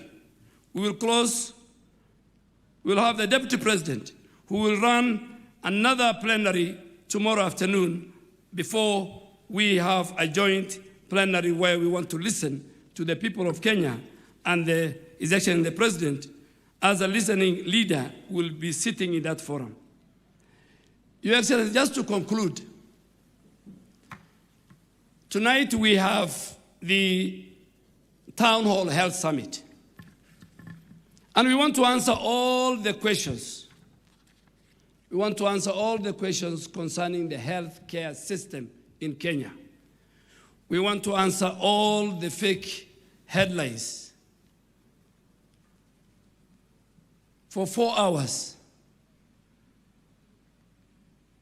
Because as I said, we had a plan, and now we are presenting the record so that the people of Kenya can compare what we promised what we planned, and what we have delivered as of now. To Your Excellency, and more important, is in that healthcare at a health summit town hall tonight, we will have testimonials from the stakeholders, what our unions see in terms of healthcare workforce reform. Our patients, professional associations like Kenya Medical Association and many others. Our governors will be there. The entire leadership of the counties will be there. But Your Excellency, just to answer some of the basic questions that we have been asked, is that the architecture of universal health coverage, at the bottom is the primary health care, which is fully funded by your government. 27 billion in the last 2 financial years. 19 billion in this financial year. Why do we invest in primary health care? We invest in primary health care because 70% of the disease burden in our country is at the primary health care. And Your Excellency, with those many remarks, it's my honor and duty to invite the Speaker of the National Assembly to come and give us remarks on the role of the legislature in the delivery of healthcare system in our country.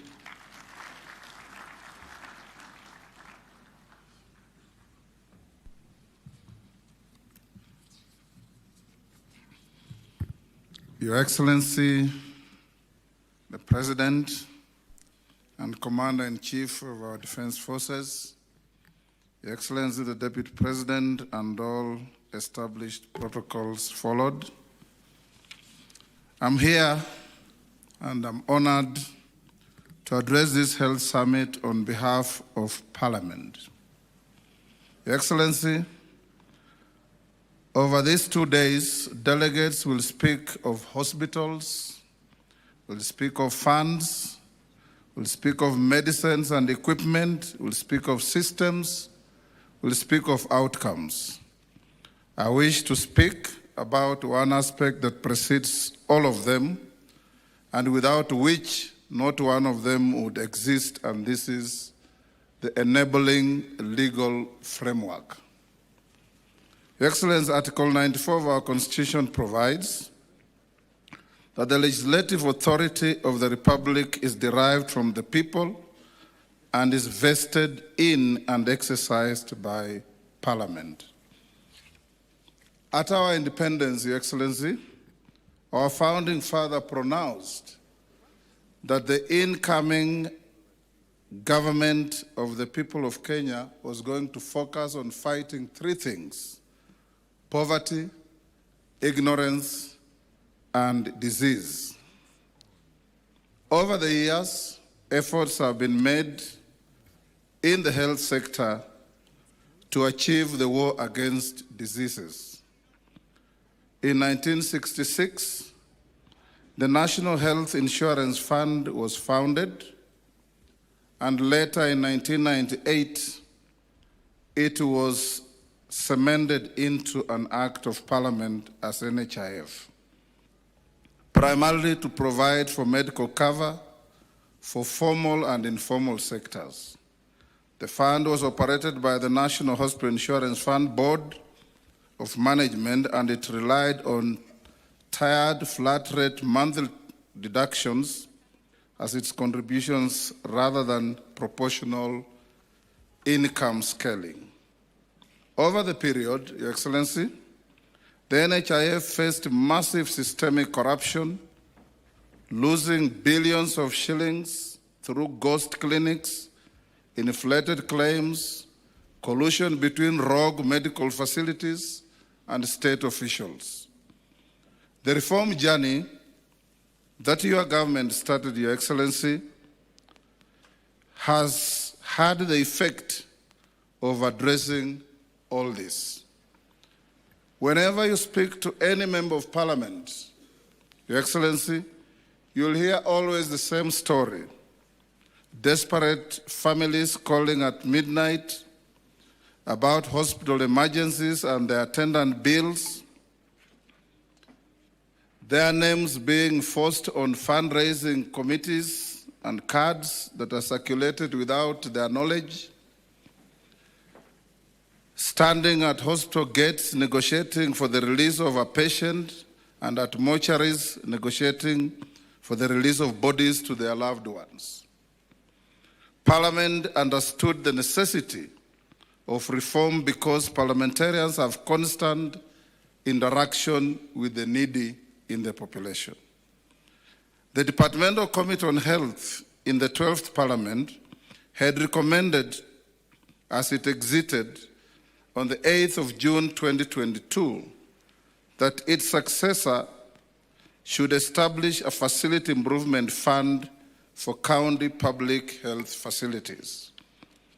Section 104 of the Health Act of 2017 had also directed that legislation on health be enacted within 3 years. That instruction had remained unfulfilled.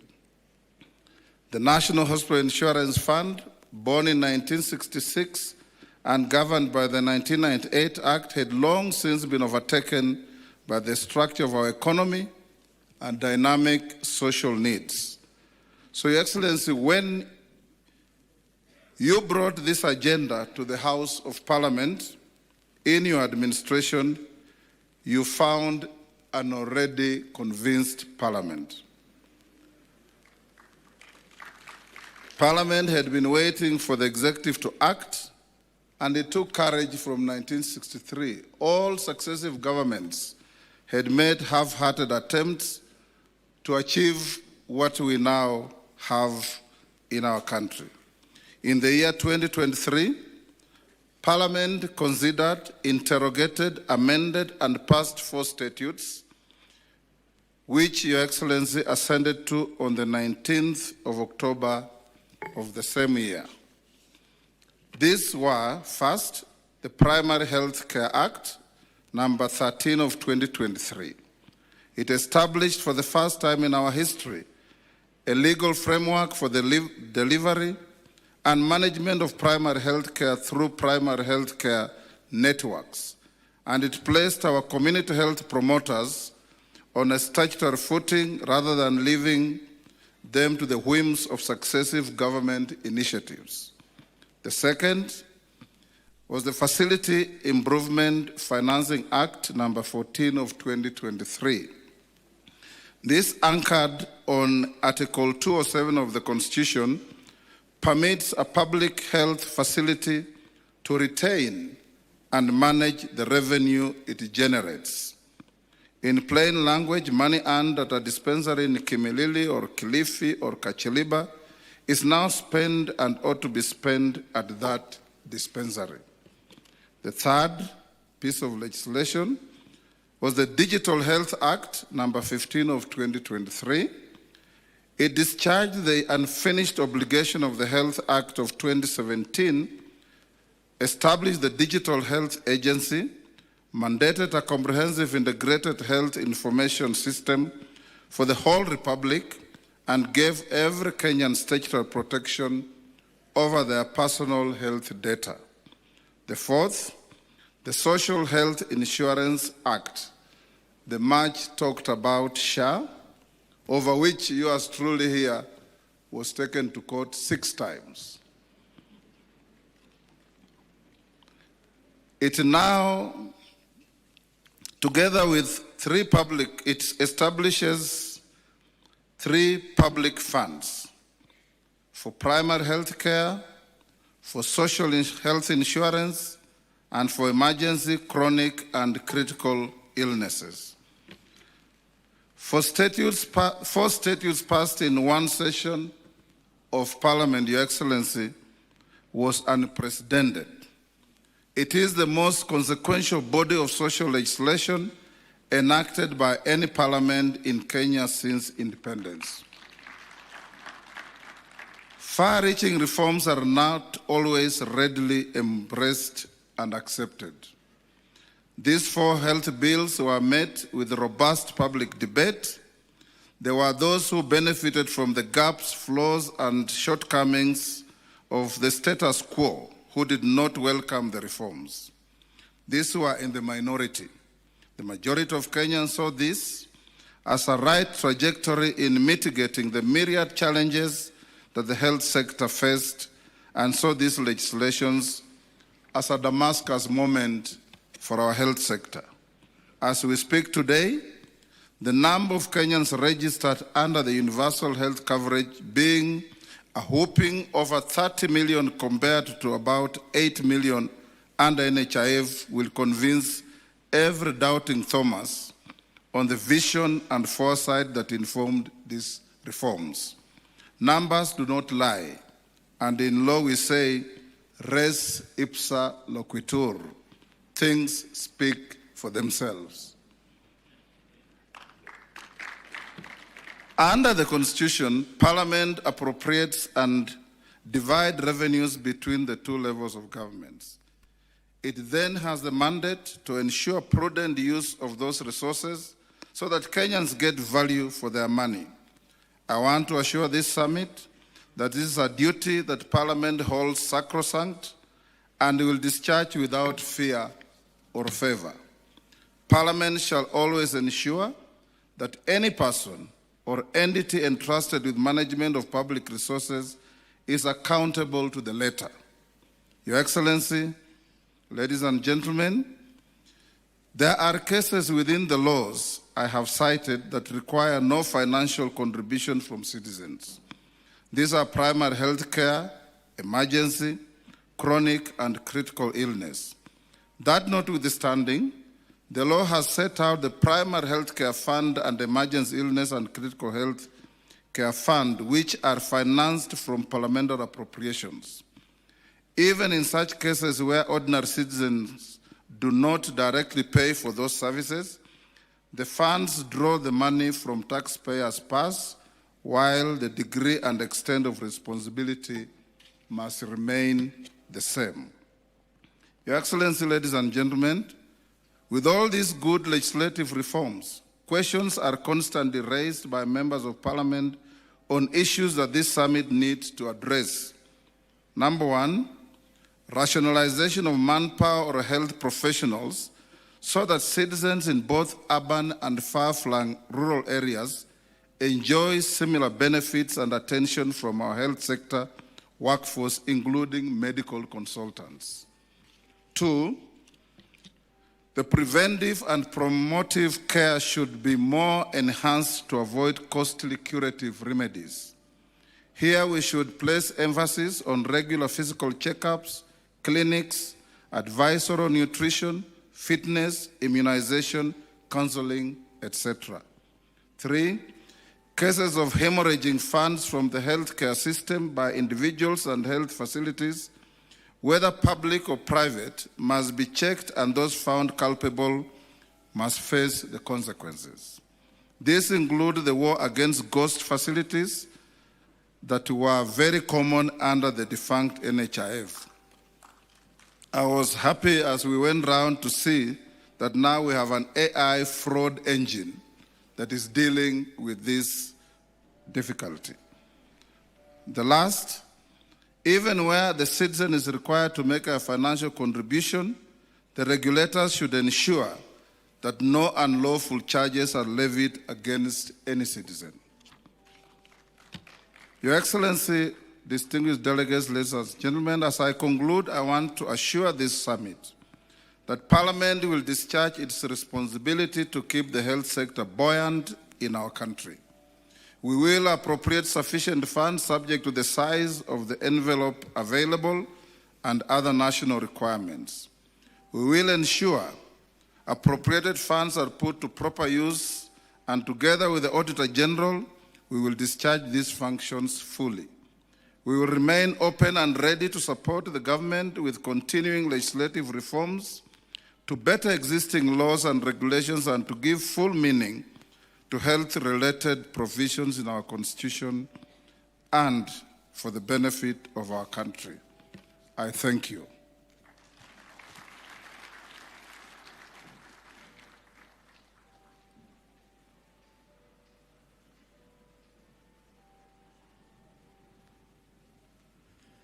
Your Excellency, distinguished delegates, now it's my honor and duty to invite the Prime Cabinet Secretary to take the program from here.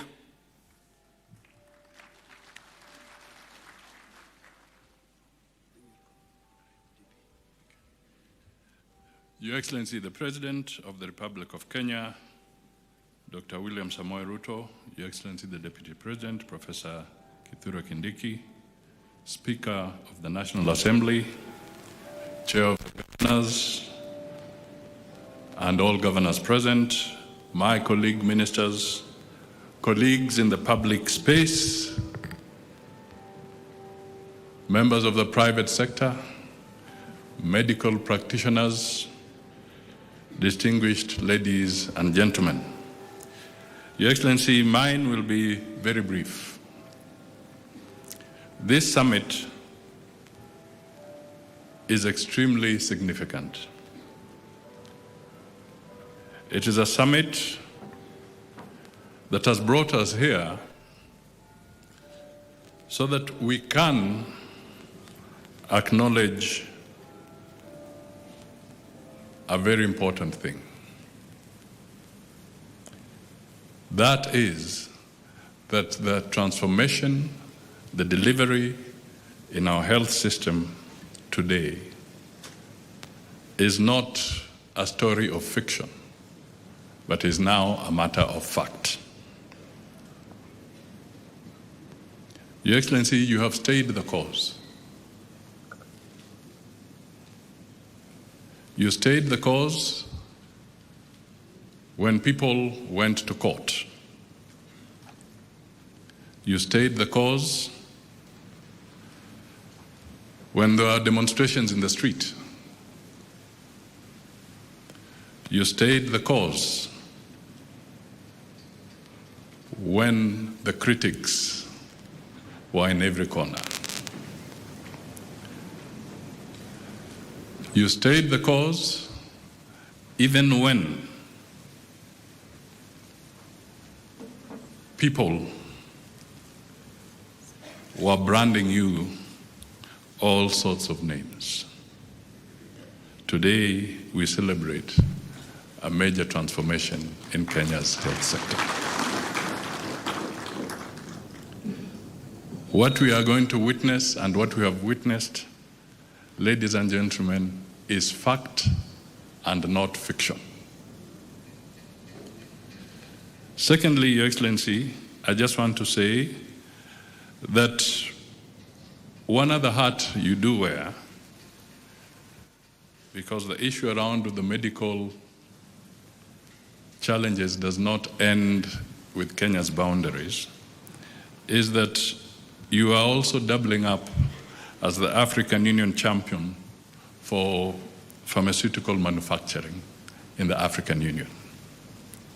Again, a journey that moves beyond Kenya's boundaries to the continental realm, where you have to aggressively support and help transform matters medical on the African continent. Your Excellency, even in the middle of challenges, you have stood out to make sure that Kenya remains a responsible member of the international health fraternity, WHO, and other international obligations. When most people were scared to step forward on how Kenya can play its role in the midst of pandemics and epidemics, Kenya stood forward and you said that you shall be a responsible member of the WHO and the conventions that relate to health and the need to anchor and support other countries and other people when there's a medical crisis. You were taken to court, but you stayed the course.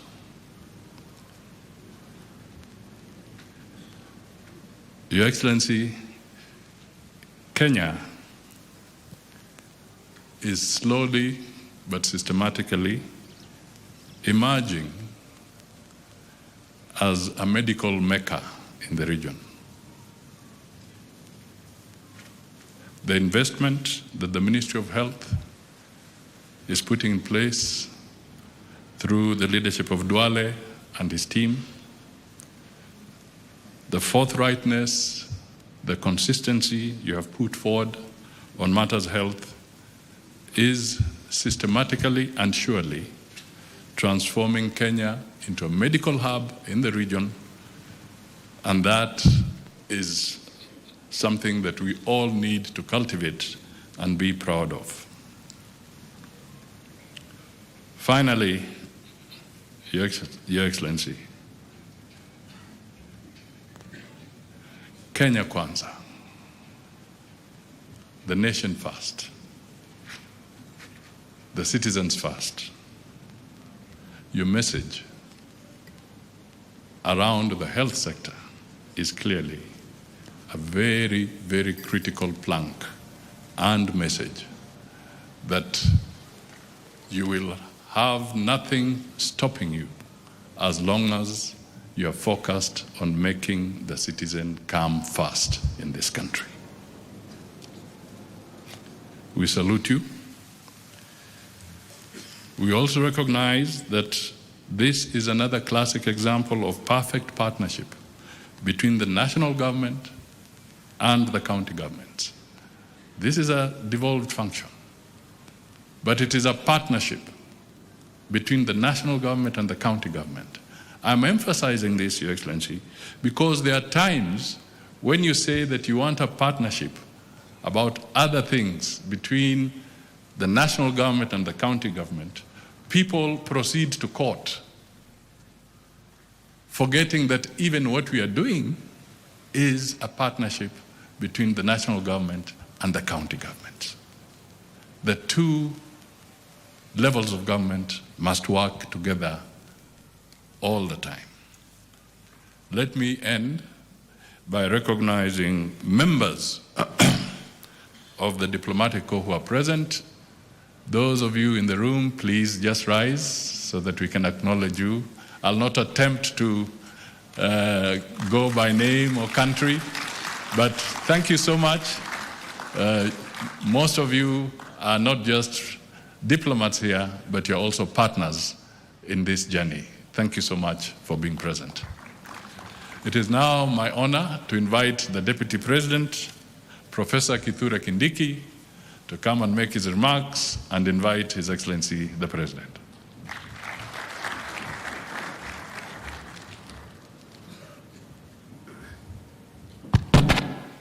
Kenya hoye! Kenya hoye! Mr. President, Your Excellency, colleagues, today is an important day for our country. We have struggled since our country was established to create a good. We have struggled to modernize our country and improve the quality of life of our citizens. 16 years ago, we adopted a new constitutional order. The summary of that constitution envisages a Kenya which is democratic, but also a Kenya where the citizen is empowered economically and has a healthy life. While we have made good progress on the democracy front, I think Your Excellency, the last 4 years are extremely important for us because for the first time we have started deliberately making the first steps towards realizing a wealthier and healthier Kenya, which is an important component of realizing the dreams of the founders of our nation, the makers of our constitution, and the dream of a Kenya of the future.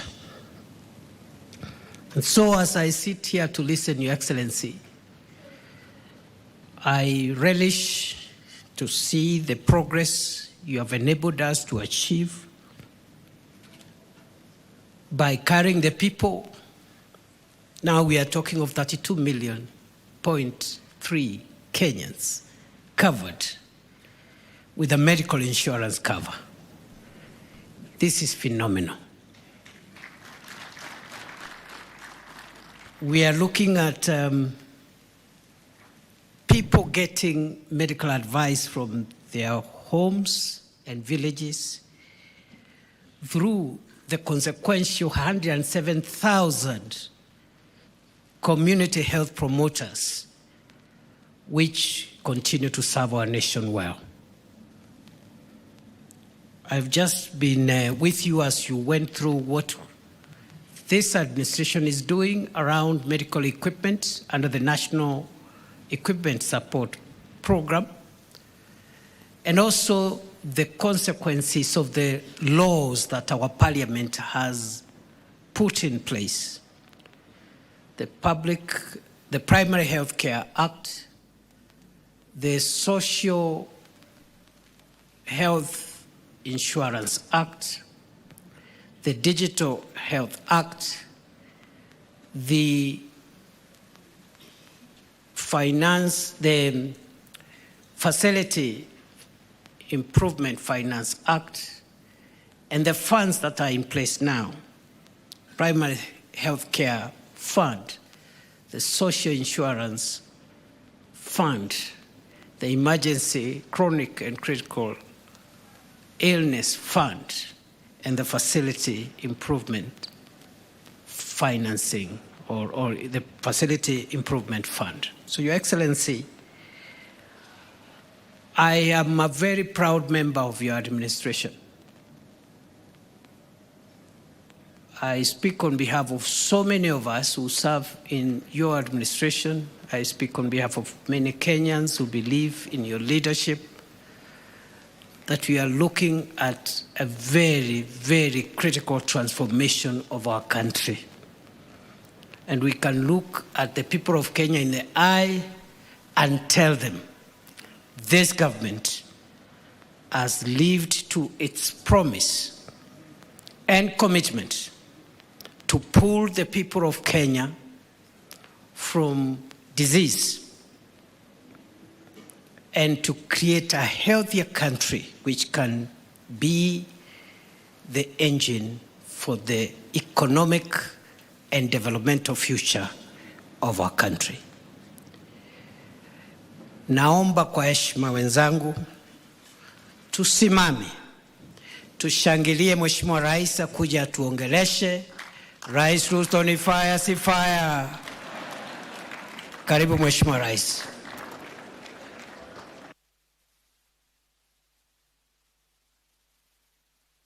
Asante sana Bwana Deputy President. Huyu Deputy President ni fire si fire? Tafadhali tuketi, asanteni sana. Thank you very much. Let's take our seats.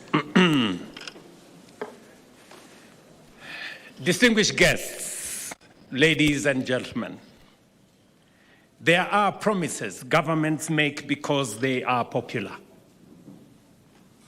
Others because they are convenient. And then there are promises a nation must keep because they speak to who we are and the country we intend to become. Universal health coverage is one such promise. For years, Kenya lived with a contradiction. we should never have accepted.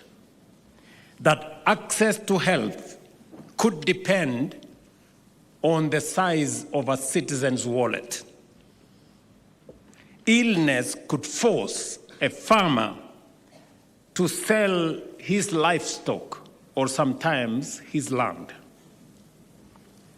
A mother could exhaust her savings, or a community forced to organize a fundraising simply to keep one of their own alive. Too often, treatment became a debt and sickness a pathway to poverty. That was wrong. It was also unjust. 16 years ago, through Article 43 of our Constitution, Kenyans made a solemn promise to one another. And that promise, the right to the highest attainable standard of health, was inscribed in our supreme law, and that no person shall be denied emergency medical treatment. That is not an aspiration. It is a constitutional command. That command informed the promise we made when I sought your mandate in 2022. Universal health coverage was one of the 5 pillars of our bottom-up economic transformation agenda, because economic empowerment means little when illness can wipe out a family's savings or push citizens into poverty. Yet, by 2022, barely 1 in 4 Kenyans had health insurance, and fewer than 1 in 20 among the poorest households. Millions paid out of pocket, borrowed, sold assets, organized harambes, or simply stayed away from hospital because they could not afford.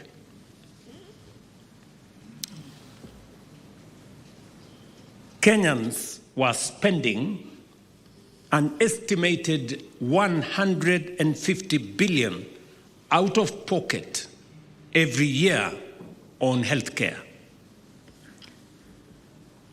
The problem went beyond financing. KEMSA's order fill rate had fallen to roughly 40%. Medicines were often unavailable. Records remained paper-based. Claims moved very slowly, and facilities struggled for resources, while emergency care remained fragmented without a coordinated national response.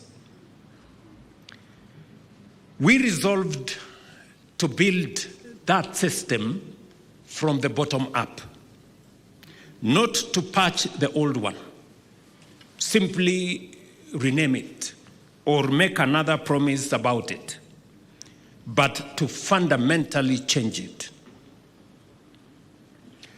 On the 19th of October 2023, I signed 4 landmark laws that created the legal architecture for universal health coverage that replaced the NHIF Act. The Primary Healthcare Act strengthened preventive and community health care, while mainstreaming the place of our community health promoters. The Social Health Insurance Act replaced NHIF with SHA and established dedicated funds for primary health care, social health insurance, and emergency chronic and illness. The Digital Health Act established an integrated digital health system, and the Facilities Improvement Financing Act enabled public health facilities to retain and reinvest their revenues.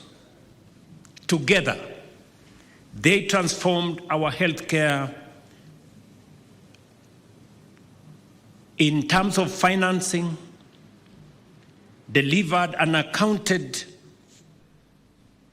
for in Kenya, created the architecture through which we would finally translate Article 43 of our Constitution from a constitutional promise into everyday reality. We call this undertaking Taifa Care, as you all know. What followed has been transformational.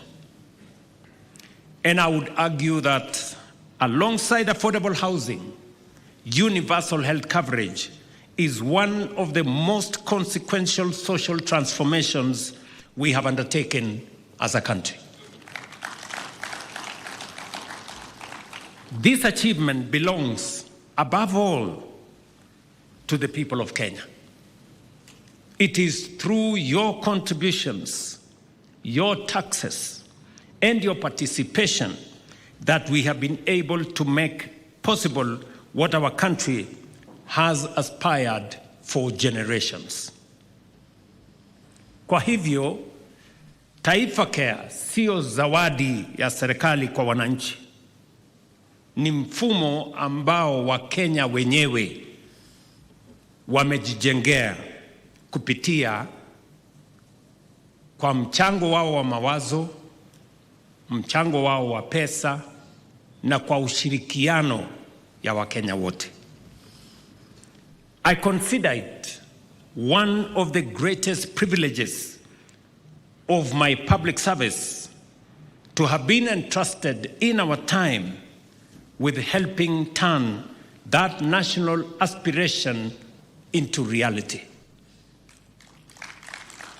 Across the country today, 107,800 community health promoters are going from household to household, equipped with smartphones and essential kits to find illness before illness becomes a catastrophe, to register households, educate families, screen for disease, monitor mothers and children, identify danger early, and connect families to facilities.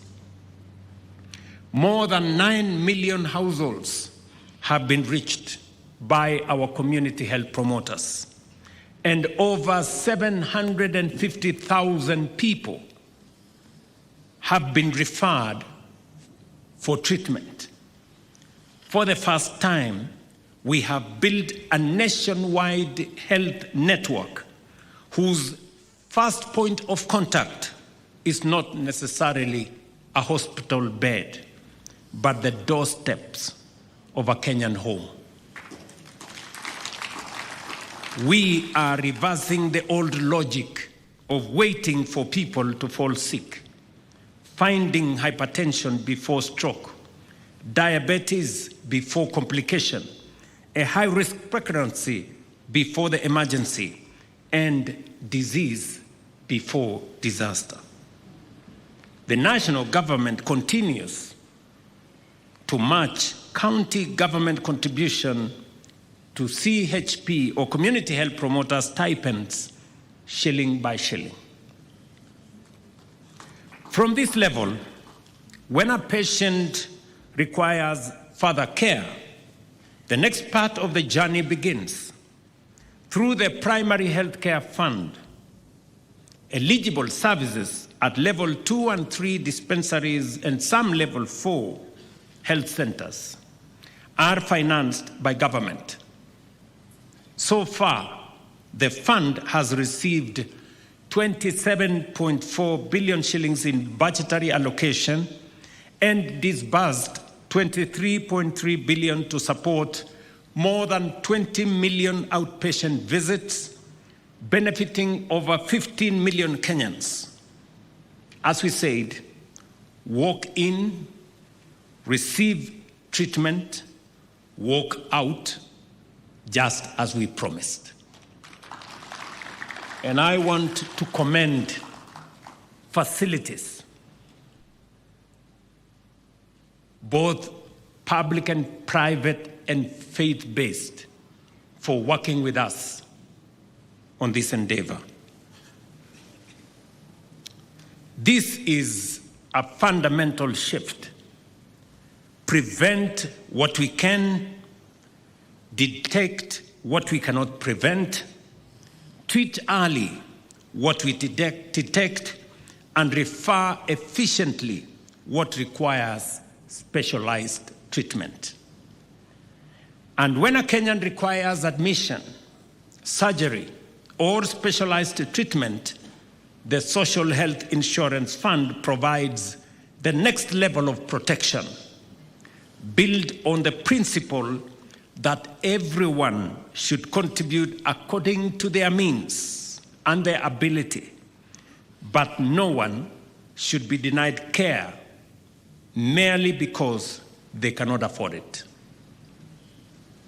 That is why the government of Kenya has sponsored nearly 560,000 vulnerable households, covering approximately 2.2 million Kenyans, while Lipa Sha Pole Pole enables families in the informal economy to contribute progressively according to their circumstances and means. Today, 32.3 million Kenyans are registered with the Social Health Authority. 8 million have received treatment. More than 1.5 million mothers have been supported to deliver safely, and more than 500,000 surgical procedures have been supported and paid for.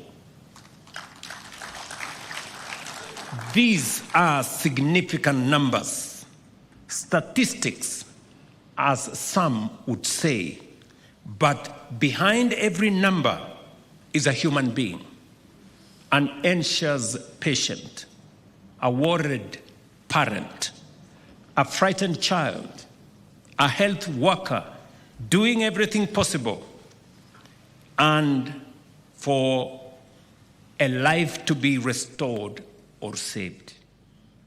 Consider, for example, the case of Lydia, an 18-year-old student and her mother, Naomi Mutendwa Kilunda. When Naomi's assistant chief encouraged her to register with SHA, she enrolled and listed her children as dependents, as is required. She could not have known then how much that decision would matter. Lydia later developed severe breast overgrowth that affected her mobility, her confidence, and her life as a teenage girl.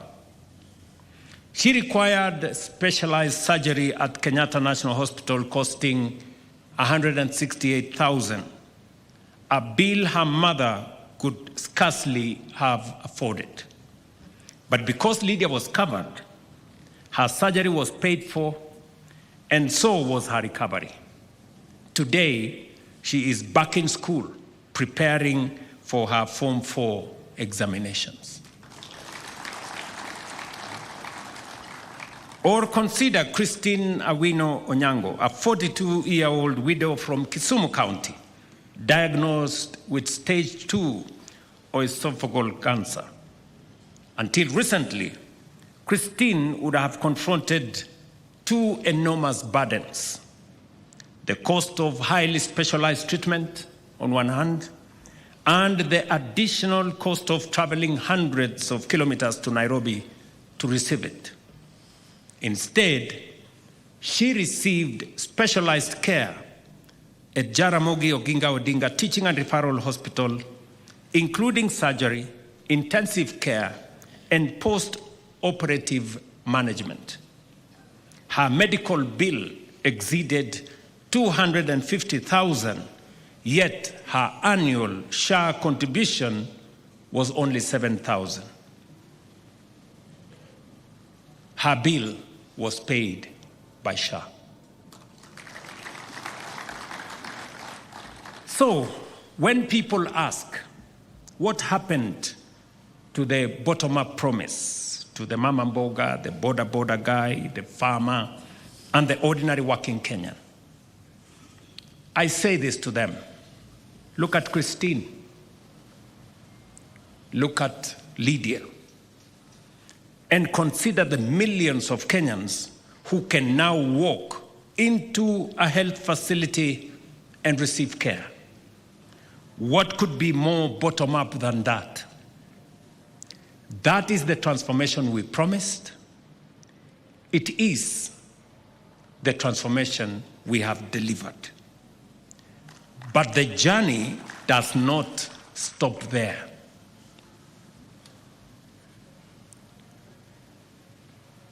For some Kenyans, treatment is not a single visit or an admission or a procedure.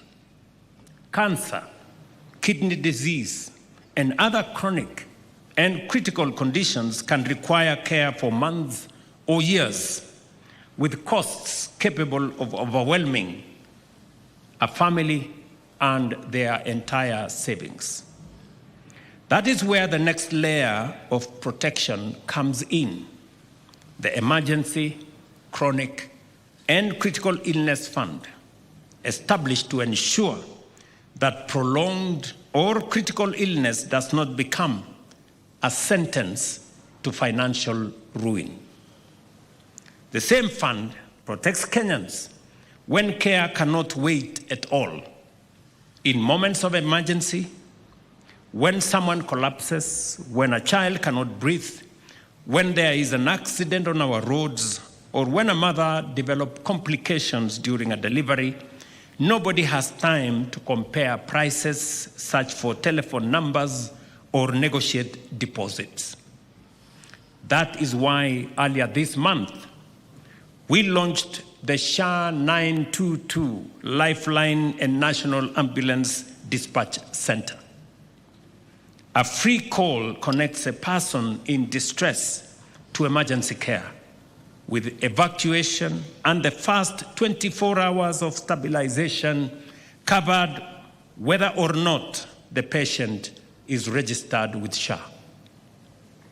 No deposit, no guarantee, no relative running around one office to another looking for money while a life hangs in a balance. And this is because Article 43 of our Constitution does not say emergency care is available only to those who can afford it. It says no person shall be denied emergency medical treatment, period. We are finally giving practical meaning to those words. Financing patients is only one side of universal health coverage. The other side is the facilities treating them, which must function. Through the Facilities Improvement Financing Act, public health facilities and all other facilities can retain and reinvest their revenues in medicines, equipment, and better patient care. Since October 2024, Social Health Authority has received more than 209 billion and paid out 178 billion to contracted facilities across 47 counties. KEMSA's fill rate has risen from approximately 40% to, as you have seen in the numbers there, 91%. That is commendable progress for KEMSA, but our destination still remains 100%.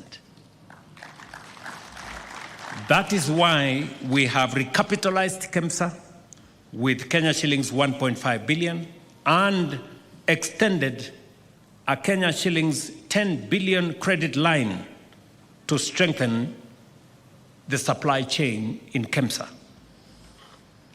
Ladies and gentlemen, digital health is the backbone that holds much of this architecture together.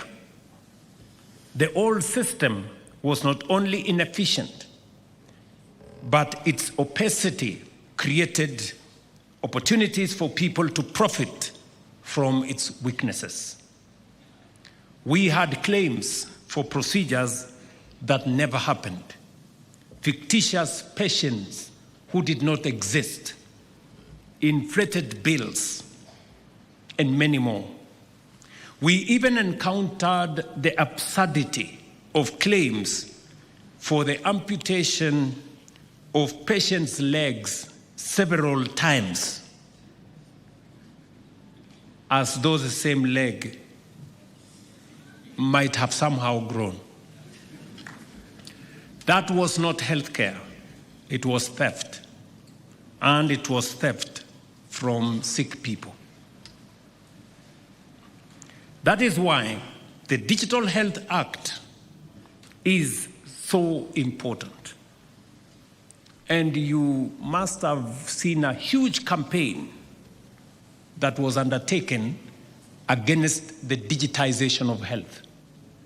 In fact, many headlines were written, sponsored by those who benefited from these schemes as to how expensive it was, how unworkable it was, and how it was assigned to some people and that kind of thing.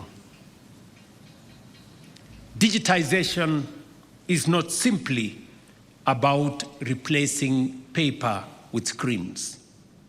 It is about making every patient visible, every treatment traceable, and every payment accountable. Let me repeat. Digitization is not simply about replacing paper with screens.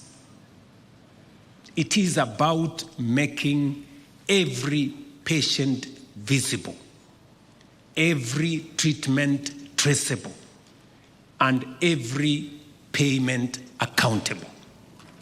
That is what it does. And as I have said, this whole process, the heart of it is our digitization process.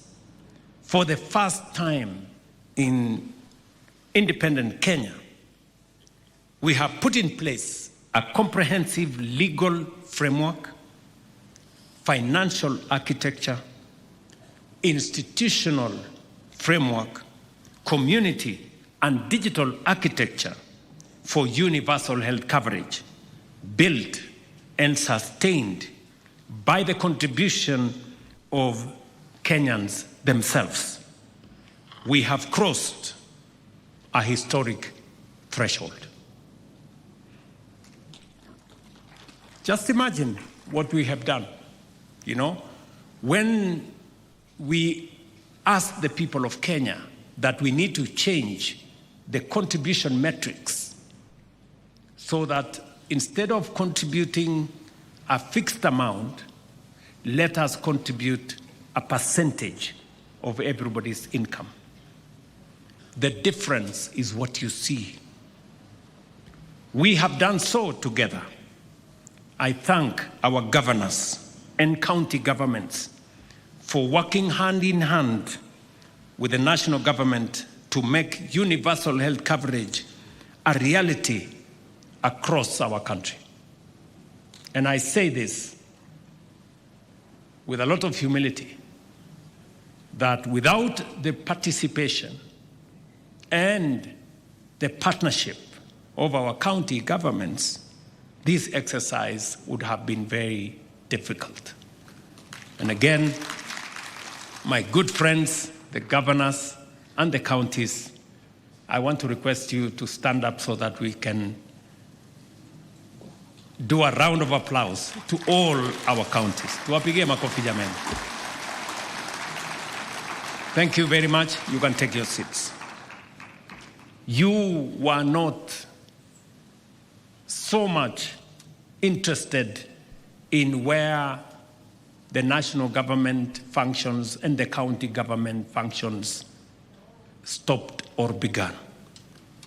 Collectively, we were interested in the health of the people of Kenya. And that is why this partnership has given us this result. This is the partnership and the cooperation between our two levels of government that our Constitution envisaged.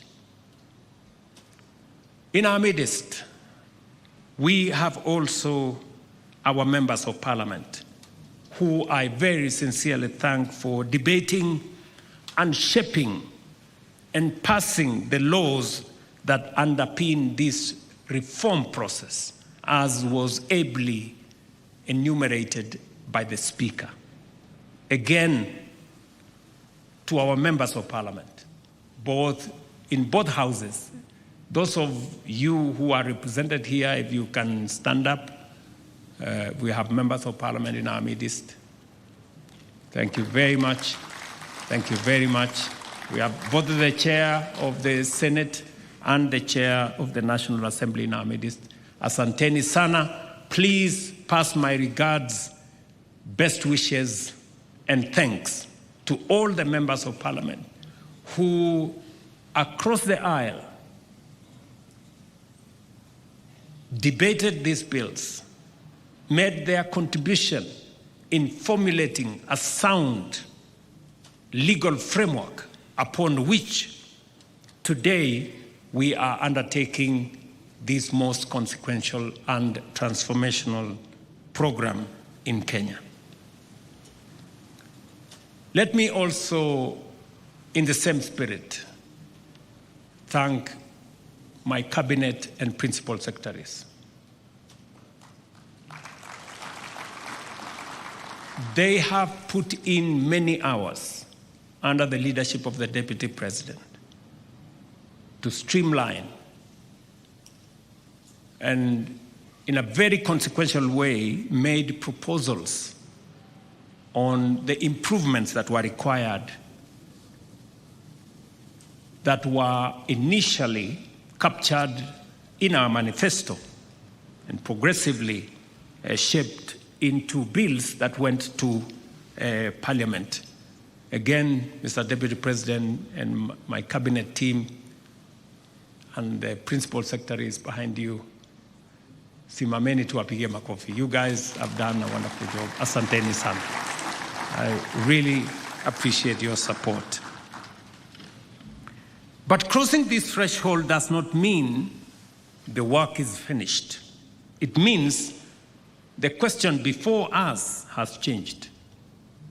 No longer whether Kenya should pursue universal health coverage, that we have crossed that Rubicon.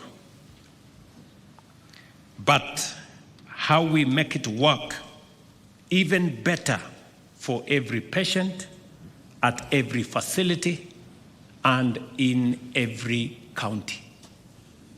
That is the task ahead of us now. And we must be candid. We know that there are areas to improve, including making registration easier, benefits to be made clearer, claims faster, digital systems more seamless, and the quality of care more consistent. Because the ultimate measure of reform is not the laws we pass or the numbers we register, but the experience of every patient in terms of dependable, affordable, and dignified care. That is the measure. And we all know reform is not an event. It is a continuous journey of closing the distance between the promise we made and the experience of every Kenyan who seeks care in all our facilities. Ladies and gentlemen, this summit also comes as we begin a wider national conversation on the Kenya we intend to build beyond Vision 2030. Your contributions over the next 2 days will therefore do much more than improve universal health coverage today. They will help define the healthcare Kenya should guarantee to its people beyond 2030. Serious nations do not start again every 5 years. Governments will change, but a Kenyan's right to health cannot change with them. We can improve what we inherit and correct what does not work, but we cannot tear down progress without an answer for what comes next. Universal health care must become part of our national covenant, not an achievement of a government, a party, or a president, but of the people and of the Republic. That is why the National Development Charter matters, so that our children begin where we finish, not where we began. We have come so far, and we have further to go. Let us use these 2 days to strengthen what we have built, improve what can work better, and safeguard for generations what Kenyans themselves have made possible. I want to thank all the participants. I am looking forward with great anticipation for the next 2 days so that we can do a stock take of what we have achieved, agree on areas that need improvement, and consolidate what we have gained into progress that can be built on by generations that come after us. It is now my honor and privilege to declare the Kenya Health Summit 2026 officially open. And congratulations. God bless you all. God bless our great country. And I thank you. Asanteni sana. Another round of applause for His Excellency, please. Your Excellency, with your permission, if you may, if I can seek your indulgence, kindly let's take our seats. We'd just like to take a few photos that will help us mortalize this day. Allow me, Your Excellency, to invite His Excellency, the Deputy President, the PCS, Speaker, CS Health, and the 2 PSs for Health kindly to be part of the photos as we progress. The 2 PSs kindly. And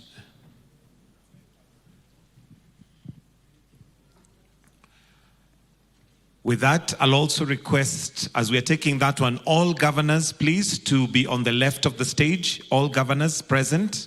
Please, let's proceed to the left of the stage and join in. Actually, let's join in. All governors present.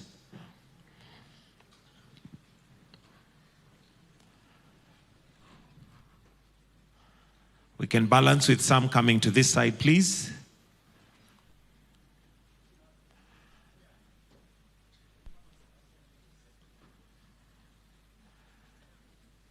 We carried wide lenses today, so we'll all fit. Wonderful. Well, those are live pictures from the Kenyatta International Convention Center right here in Nairobi County. President William Ruto has officially opened the Kenya Health Summit 2026 that is being held under the theme Reforms Delivered, Health as a Right. And of course, the president has highlighted some of the achievements that the country has made so far in the health sector, and he says that it is part of the promises that the government made in the bottom-up economic transformation agenda when he took over office. He says that so far over 32.3 million Kenyans have been registered under the Social Health Authority, and he says that right now Kenya is on the right track towards attaining universal health coverage, and what is required to be done right now is to take stock of what we have done right as a country, what needs to be improved. And remember, the country is right now talking about the discussion around Kenya beyond 2030, and health plays a vital role in all that. Remember that since the establishment of the Social Health Authority, Kenyans, including those in the informal sector, have been able to contribute, and of course they've been getting medical care whenever they go to hospitals. The head of state has also emphasized the need for all hospitals that are contracted by the Social Health Authority not to deny any Kenyan that is seeking emergency services care because it is a vital constitutional requirement. This summit will be going on for the next 2 days, and it will culminate tomorrow. Later on in the evening, we are going to have a town hall session that will be moderated by the head of state. From this end, I'd like to take you back to the broadcasting house for the resumption of our normal programming. My name is Nancy Okware. On behalf of the entire team, good afternoon. Dr. Mercy Korir, if you kindly can come forward. After this, we'll allow His Excellency to proceed to the next session that he is going to be taking part in. But the rest of us will remain for the plenary and will be guided by Dr. Mercy Korir, who's right here.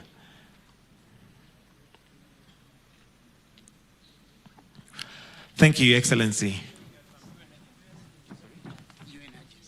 UN agencies.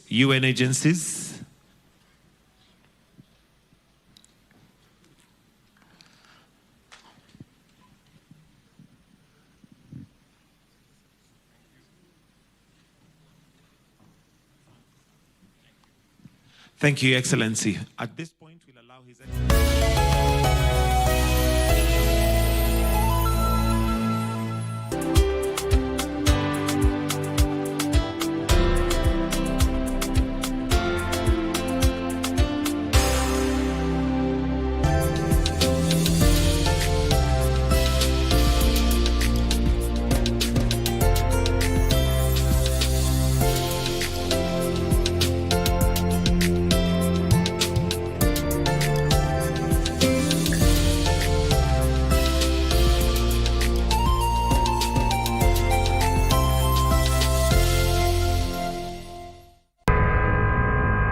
Are you ready? Yeah, more than ready. We always replace